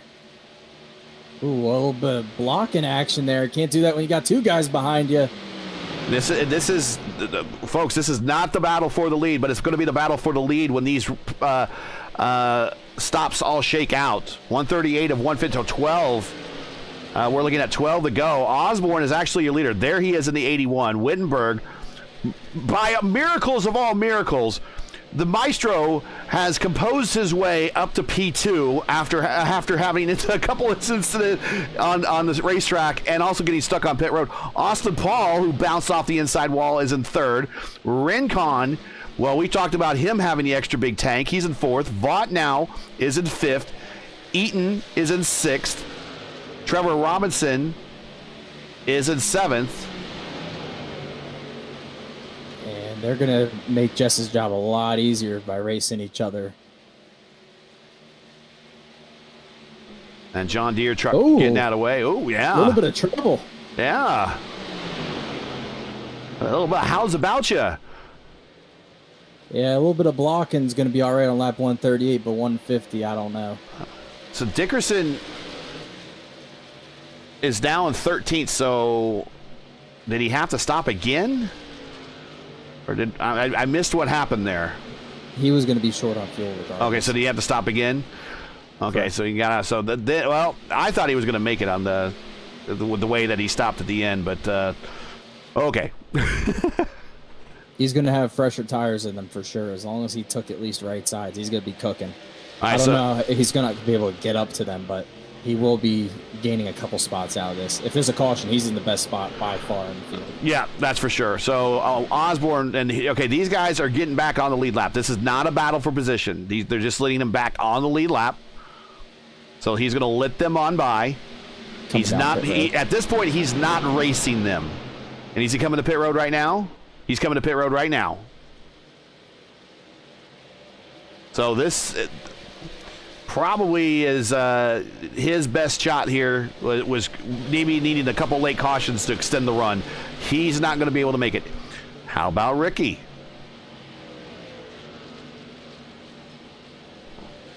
Ricky is now your leader. 10 laps to go. Can Ricky go? Ricky is 31 laps into his stint. Let's ride along. Let's listen to him.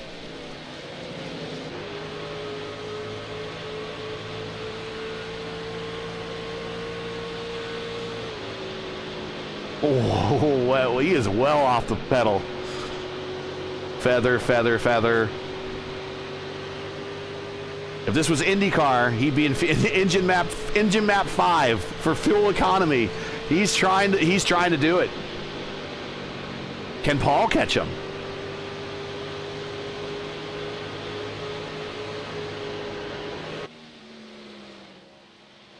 All the while, Jess is 9.5 seconds back on the coming to the stripe. He's going to catch him. Paul, he is 34 laps into his stint. Can he go the distance? 8 laps to go.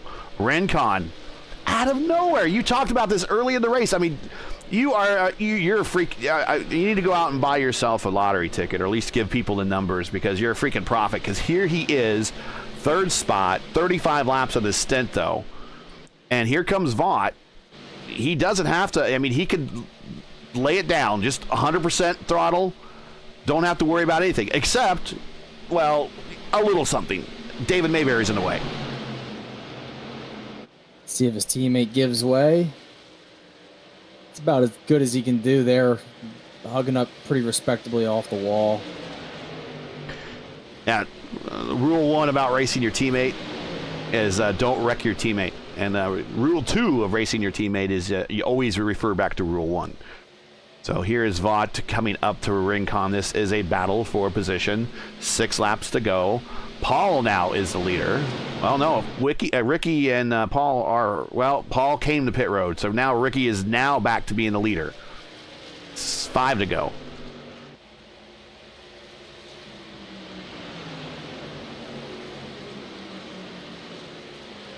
This is the guy before. I don't know if we should give away this level of intel, but this is the guy before this has said 35 laps. Oh, and here it is. Here it is. He has to come to pit road. Oh, I thought he was sandbagging us. I really did. Vaught to the lead.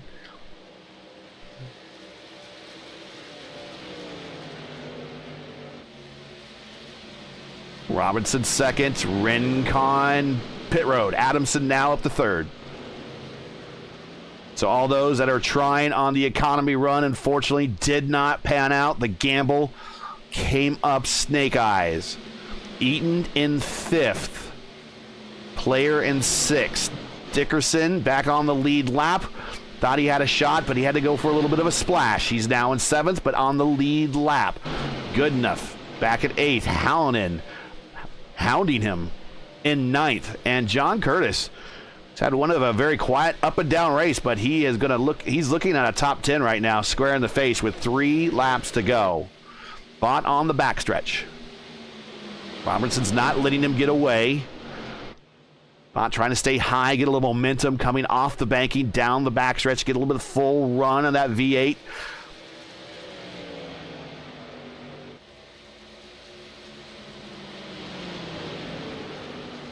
Yes, brings it in that middle lane, right up, lane and a half off the wall, keeping it clear. Robinson getting the run, 2/10 back now. 2.4, 2.3. He's losing time in the corners. Pushed up a little bit. mid-corner. Number of trucks still making some late pit stops. 2 laps to go. This isn't over yet. In the one. Final lap, sorry. Yeah, final lap. We are on the white flag lap. Oh, Squirrely off of 2. Can Trevor get a good run? I think they both got Squirrely. I don't think he's going to get a good run. Vaught looking at 3 and 4 very cleanly. Coming off of 4. And Vaught's getting a great run into the playoffs with a victory here at Darlington. Whoa, that's how you go. That's how you go into the playoffs. Well, wire-to-wire action. Yeah, you just don't take a football. You take a football and you spike it, and that's how you show everybody that you're the man to beat coming up in the playoffs.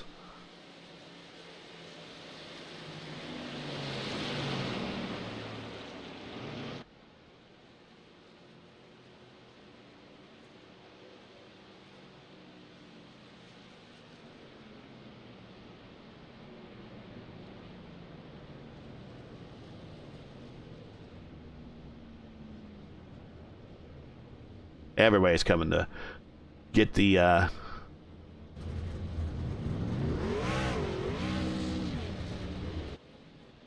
we go.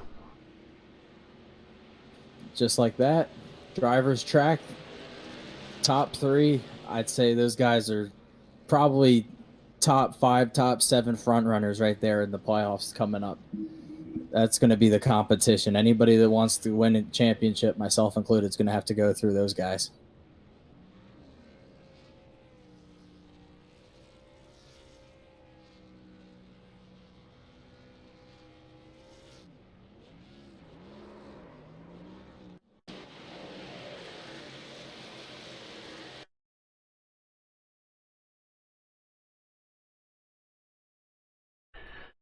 And let's get the final standings in here. Hopefully, I had to restart the overlay. It didn't mess everything up. That's going to be... I got to talk to my developer about that. That's a first.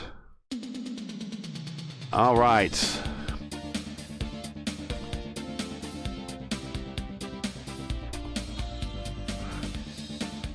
Let's see, is my overlay going to be nice to me or not?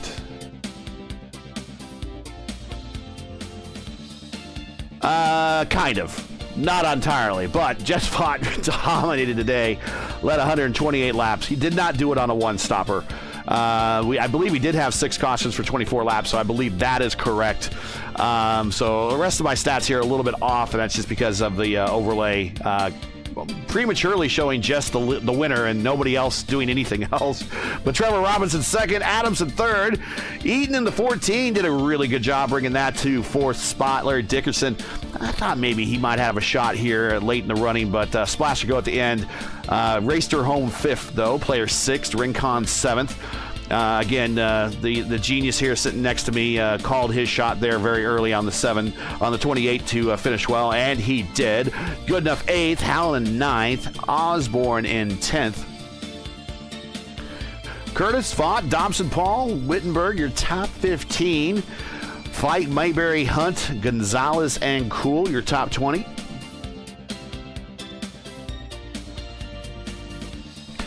Chandler Paul, 21st. Wade, Everidge, Cawthon, Young, your top 25. Howell, Ochoa, Gallagher, McDonald. And the hostess with the mostest there, your top 30.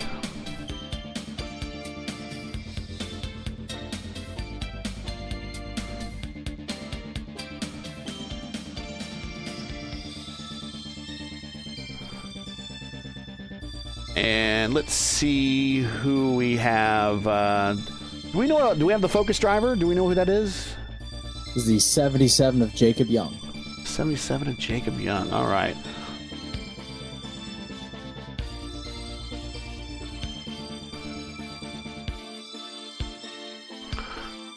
Oh, we got him here.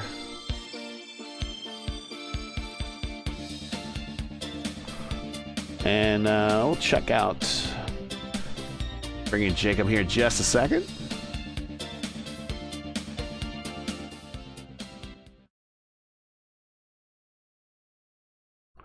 And let's bring up focus driver Jacob Young. Jacob Young, the 77, the focus driver for today. You're in the booth here with Gary and Josh. Man, a bit of a rough day for you. This track plays no favorites. Talk about your race. Yeah, no, tough race for sure. Off the start, of course, off of lap one, I had some space on the outside, thought that I could take over that outside for a second, and I wall popped, bumped off the wall, and unfortunately, it bounced off the wall so much that Sean McDonald was able to just tap me and spin me around. So that was the start of my tough race. But after that, I was able to start to run my race once again after a pit stop, after fixing the damage. It was going better than, of course, what happened. Of course, I was up to 25th. I could have been up to 20th at one point, but then right as we were checking up for one last wreck, I believe it was Chandler got in the back of me as we were checking up, and I lost control of my truck and hit the wall and had steering damage, and that was the end of my race completely. So yeah, all in all, unfortunate, but guess what? That just means that on Monday now, I've got to race my way into the All-Star race if I want to have some fun with the likes of Jess Vaught and Kyle Vaught and everybody else, even Winter Dave too. Well, go ahead, Josh. You got any questions for our focus driver? Absolutely. So, not sure if it's a throwback this week or you're just a big fan of Hot Wheels, and if so, do you have a favorite Hot Wheel? Well, yeah, it's a bit of a throwback. I would say it's about a 1-year-old throwback for sure, but it's still a throwback nonetheless. Favorite Hot Wheel, man. Got some really cool. There's these really cool endurance racing Hot Wheels cars that I've found at a couple of stores, and so those are really cool, like the Porsche 919 or whatever it was called from 1990. You know, the old Le Mans prototypes cars. Yeah. Pretty cool, those Hot Wheels cars. So it's really cool to find those because, well, it's just they're just super special. Is that a Tony Bryner scheme? Yes, sir. I should have known. It's got the canes on the back. Why not? Why not keep it in that little Tricon garage, little triangle there, as well as, yeah, from last year I went to the, what's it called? SRO America's GR Cup races, and that was the coolest paint scheme out of all of them. A lot of them were really cool, but that one was the one that popped out the most because, well, it was Hot Wheels. And guess what? Every single kid played with as, you know, one of us, Hot Wheels cars, so it worked out. Well, before we let you go, Jacob, despite the finish and the rough night, I want to give you an opportunity to do some shout-outs to friends, families, teammates, loved ones, sponsors, anybody did you want to say hi to while we got you here? Go right ahead. You're our focus driver for the night. Yeah, all right. I want to give a big shout-out, of course, to Raising Cane's. Always helping out in the time of need. Had that for dinner, of course, and a big old Dr. Pepper. Other than that, hi, everybody who's watching. Hopefully, y'all are enjoying as well. Family, friends, Leo, Rudy, everybody watching.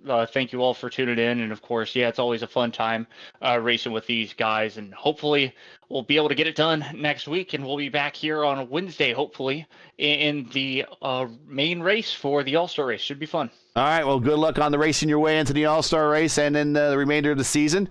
So congratulations for being on the focus driver. Jacob Young finished 24th tonight. Have a good night. Thank you. All right, let's bring up Michael Adamson here. And let's slow this down a little bit more. There we go. And got you up in the booth here, Mike, Gary, and Josh. Right off the bat, man, everyone was getting Darlington stripes. You're no different. About how many times did you smack the wall? Do you reckon? I think once the whole night. Once the whole night. I think we caught it then. We'll talk about your race and also talk about your throwback. We like that one. And it shot for anybody there at the end, or were just the two leaders just that much quicker on this pace on this last stint? Well, I think I had a shot at Jess. There was a little tango with me and Larry Dickerson. He shot it low on me, shot me up the track, got me into the fence a little bit, but that damaged my truck. It took me out of it for a little bit. I had to get my truck repaired, but still battled back, got a third. I'm happy with that. Go, Josh. Yeah, absolutely. So going back, I know you've had some different paint schemes over the season, notably my favorite, Denny Hamlin. So talk about Dale Jr.'s paint schemes over the years. I know you really like using that 88, like his style of 8. Is this your favorite paint scheme? And do you have a couple others that you really like of his? By far, this is my favorite. I mean, this one, serves a lot of memory. When he came back to Daytona, won, the year his dad passed away. It's always been a favorite of mine. The last time I ran this paint scheme was here at Darlington, and I won with it. And so I pulled it back out this week. I had Andrew repaint it up for me. And I said, well, let me go for 2. And still got her on the podium. I'm happy with that. We'll be happy. 2 races with the scheme, a win and a podium. I guess you can't complain. I guess others will be jealous to be in your position anyway. So I'm sure you can't. But before we let you go here, typically what we do is allow you to have the microphone, do some shout outs, friends, families, loved ones, sponsors, anybody you want to say hi to before we let you go, since you earned it here. Getting 3rd place on the track Too Tough to Tame is a long night, so I'm sure you got some people you want to shout out to. Absolutely. I always thank my wife, as always. She's the one that puts up with my hobby. Smart man. Smart man. I thank all my kids. They watch in the other room as I race. Dale, Taylor, Lane, Riley. Thank all the guys back at the shop where I work. They're all watching tonight.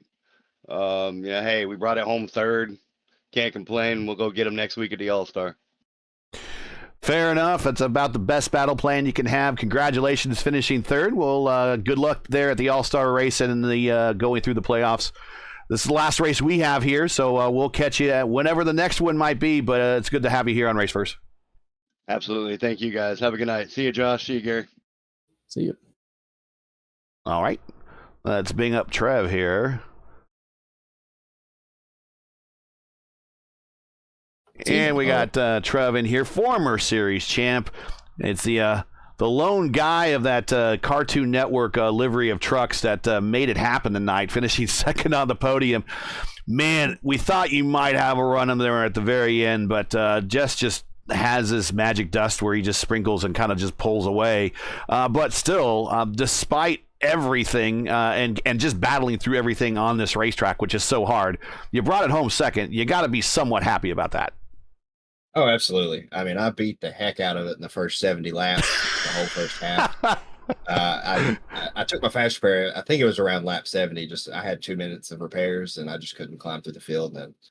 But I know there at the end, man, Jess, the lap cars, it was really fun racing through all that lap traffic. I had him a couple times, and he had a few, some tasteful blocks. It wasn't super last second or nothing. Fades. They're called fades. Yeah. He left me no choice but to just lift. So, but I mean, it was pretty even. I mean, I was pushing it really hard into 1 and 2, and he was trying to take it a little easy. And he had to drive the wheels off of it, keep it to stay in front of me. Jess or Josh? Yeah, absolutely. Jess. Yeah. Josh, yes. Sorry. Oh, I got you. Teammate. Yep. So that being said, going into the playoffs, looking ahead at the tracks, All-Star race aside, what racetracks you really been eyeing up, or if you have any in mind?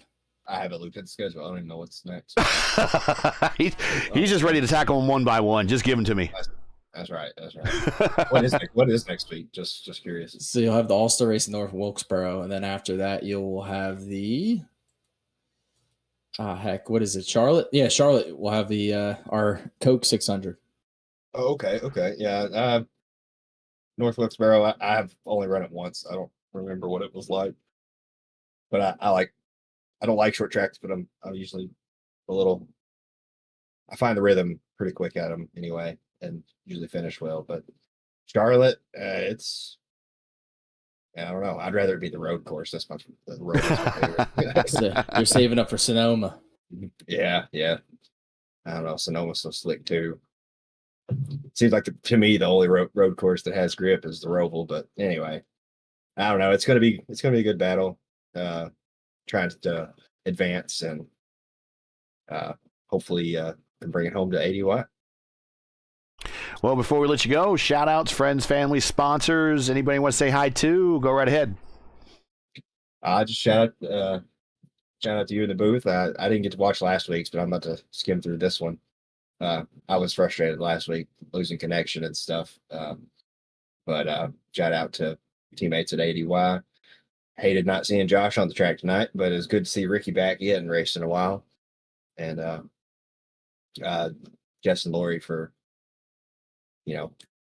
keeping the league going straight and keeping everybody in check and keeping everything lighthearted and fun. It's just, it's a blast racing with these guys. Well, congratulations on the win. That gets you, or not a win, excuse me, P2. That gets a good momentum going into the All-Star race, into the playoffs. We wish you the best of luck, and this is the last race we got you on Race First for a while, so we'll see you at the next one, but good luck in the playoffs. All right, appreciate it. All right, let's bring up our winner, Jess, here. Hey, Jess, we got you here in the booth with Josh and Gary, slowly creeping up the all-time wins list here in the league. You're not quite up to Pope, but getting one victory closer.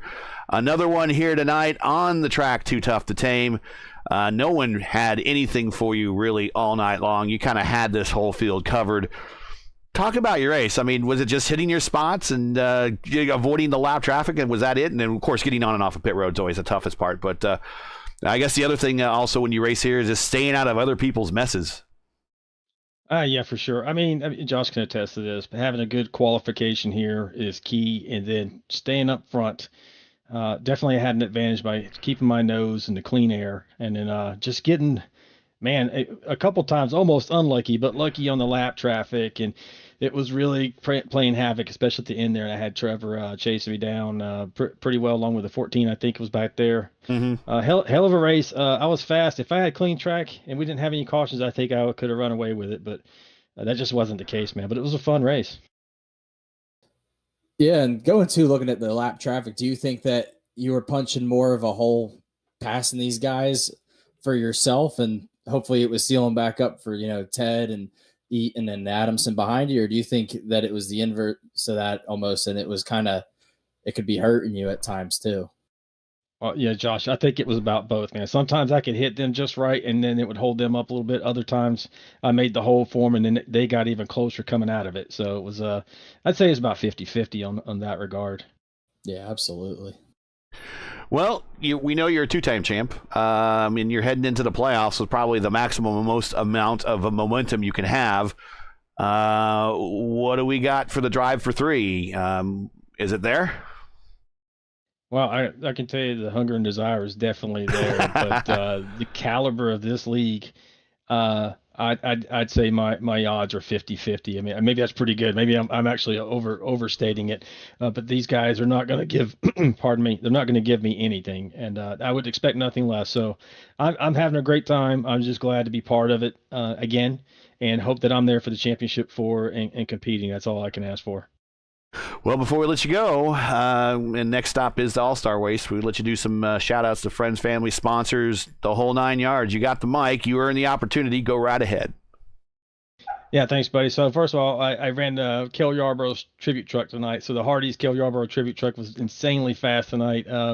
Props to him. A hell of a legend. Hate that we lost him recently. So, yeah, what a driver. So one of my favorites.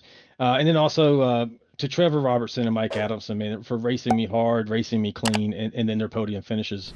And then always Lori for everything that she does for not only me, but for the entire league. She has relationships I don't even have with these guys. And yeah, she's true champion. And then my team, Dave Mayberry, Kelly Cool, and Greg Klein, always there and supportive for me. And then thanks to the league. It's an incredibly talented league and an incredible regular season so far. I'm looking forward to the All-Star race and which coming up next year at North Wilkesboro. And thank you guys, and Gary and Josh, for helping us out during this kind of 2-week stretch here when we need somebody to broadcast this incredible league.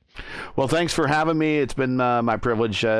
got nothing better to do on Wednesday nights until you gave me a call. So thanks for giving us the opportunity to bring this action to you and your friends and other people that watch the channel for regular action, because we're doing something almost every night here. So we really appreciate you looking us up. So congratulations on the win and everything. And once again, from everyone here at Race First, thanks very much for bringing us on for these 2 weeks. Hey, thanks, Gary. One more thing to Taylor, my biggest fan. Hopefully she was out there on the interwebs cheering me on tonight. We got one. And my son Kyle for Running League. Sorry, I forgot to mention them earlier. Thanks, buddy. All right. All right, Josh. Well, that's going to do it, really. Let's talk about what the takeaways for this race. And then after we do that, talk about going into the All-Star race, and then kind of having the All-Star race on the schedule right before going into the playoffs, and how does that possibly change someone's focus going into the playoffs? So, what review tonight, and what are we looking forward going forward? Well, I think the stage has been set really for the playoffs going ahead. You know who the clear front runner is, Jess. Ted has had a really good showing, and he was right out on him at the end. Adamson was sneaking up there too. Eaton was having a pretty, I'd say, undusted Eaton night. It looked like a little bit. Nice to see him make a late charge there. He was in second at one spot. So we've seen some of these guys that, they're doing their typical, Wednesday night business. I know what's going to be ahead for me, but looking ahead to the All-Star race, I really try to disconnect that from the rest of the playoffs. But the thing is, if you're starting to beef with someone during the All-Star race, do you really want to have that happen right before going into round one? I know I don't, but heck, who doesn't want to win an All-Star race? I know I wanted to win it, and that's why I won one. All right. Well, hey, man, thanks for being in the booth. Yeah, we didn't get a chance to talk about it, but this guy did a couple IndyCar races with me, and we did a 250-mile race at Daytona in the IR18s on the oval, caution free. So if we could do that caution free, surely everybody else could do it caution free, right? Right? And you know what I learned from that? What'd you learn? Never start from the pits, because you said to start from the pits. I did. Because we thought the big one would happen like right away, and it never.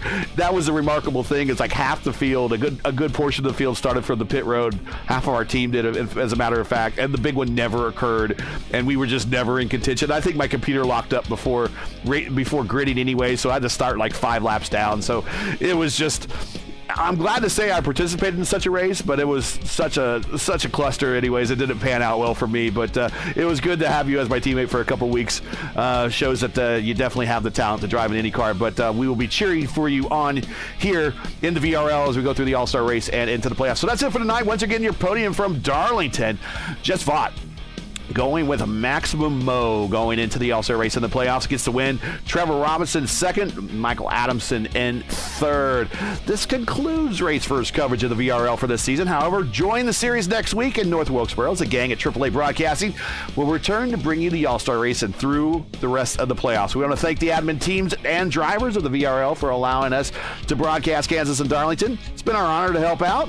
Join Race First again tomorrow as we head to the world's most famous race course and the racing capital of the world, right here in Indianapolis for the 4th running of the Formula Indy Series Indianapolis 300, their biggest race of the year. Coverage begins around 8:50 p.m. Eastern time. Again, it's 8:50 p.m. Eastern. As always, for the correct time in your area, you can find everything right here on YouTube at youtube.com/racefirst. Now, as you know, the YouTube algorithm game is not easy, so please help support Race First with the weekly grind. If you leave a comment below, let us know you thought of tonight's race. And for everybody in chat, thank you very much. We really appreciate your interaction. And if you enjoyed tonight's coverage, support us by smashing like on the video, would you? It's the least you could do. We would appreciate it. If you're new, click subscribe, and while you at it, hit the bell for weekly reminders so don't miss out more of Raceworks' other iRacing programming, including tomorrow night, we said the Indy 300, the FIS, and then we're going to stay the night in Indianapolis anyways. That's where I'm from, so it's not like it's a long virtual drive for me anyways. We're going to do the VOR DW12 series at Indianapolis at a 3 p.m. matinee race on Friday. Join us. Keep your browser set here for the most in-depth IndyCar knowledge in all of iRacing, because we need people like Jess here to keep us straight on trucks. Race First, we know what Indy means. For business inquiries, to learn more about Race First and what we do, visit racefirst.com. Like us on Facebook or follow us on Twitter. So for Josh Bittner, everyone at Race First, I'm Gary Gotzo saying all good night. Thanks for watching. And to all of our men and women serving in the military and as first responders, Godspeed. God bless. Call them safe. Catch the VRL again next week at North Wilkesboro on AAA Broadcasting for the next race of the Vigilante Racing League Truck Series. Good night, everybody.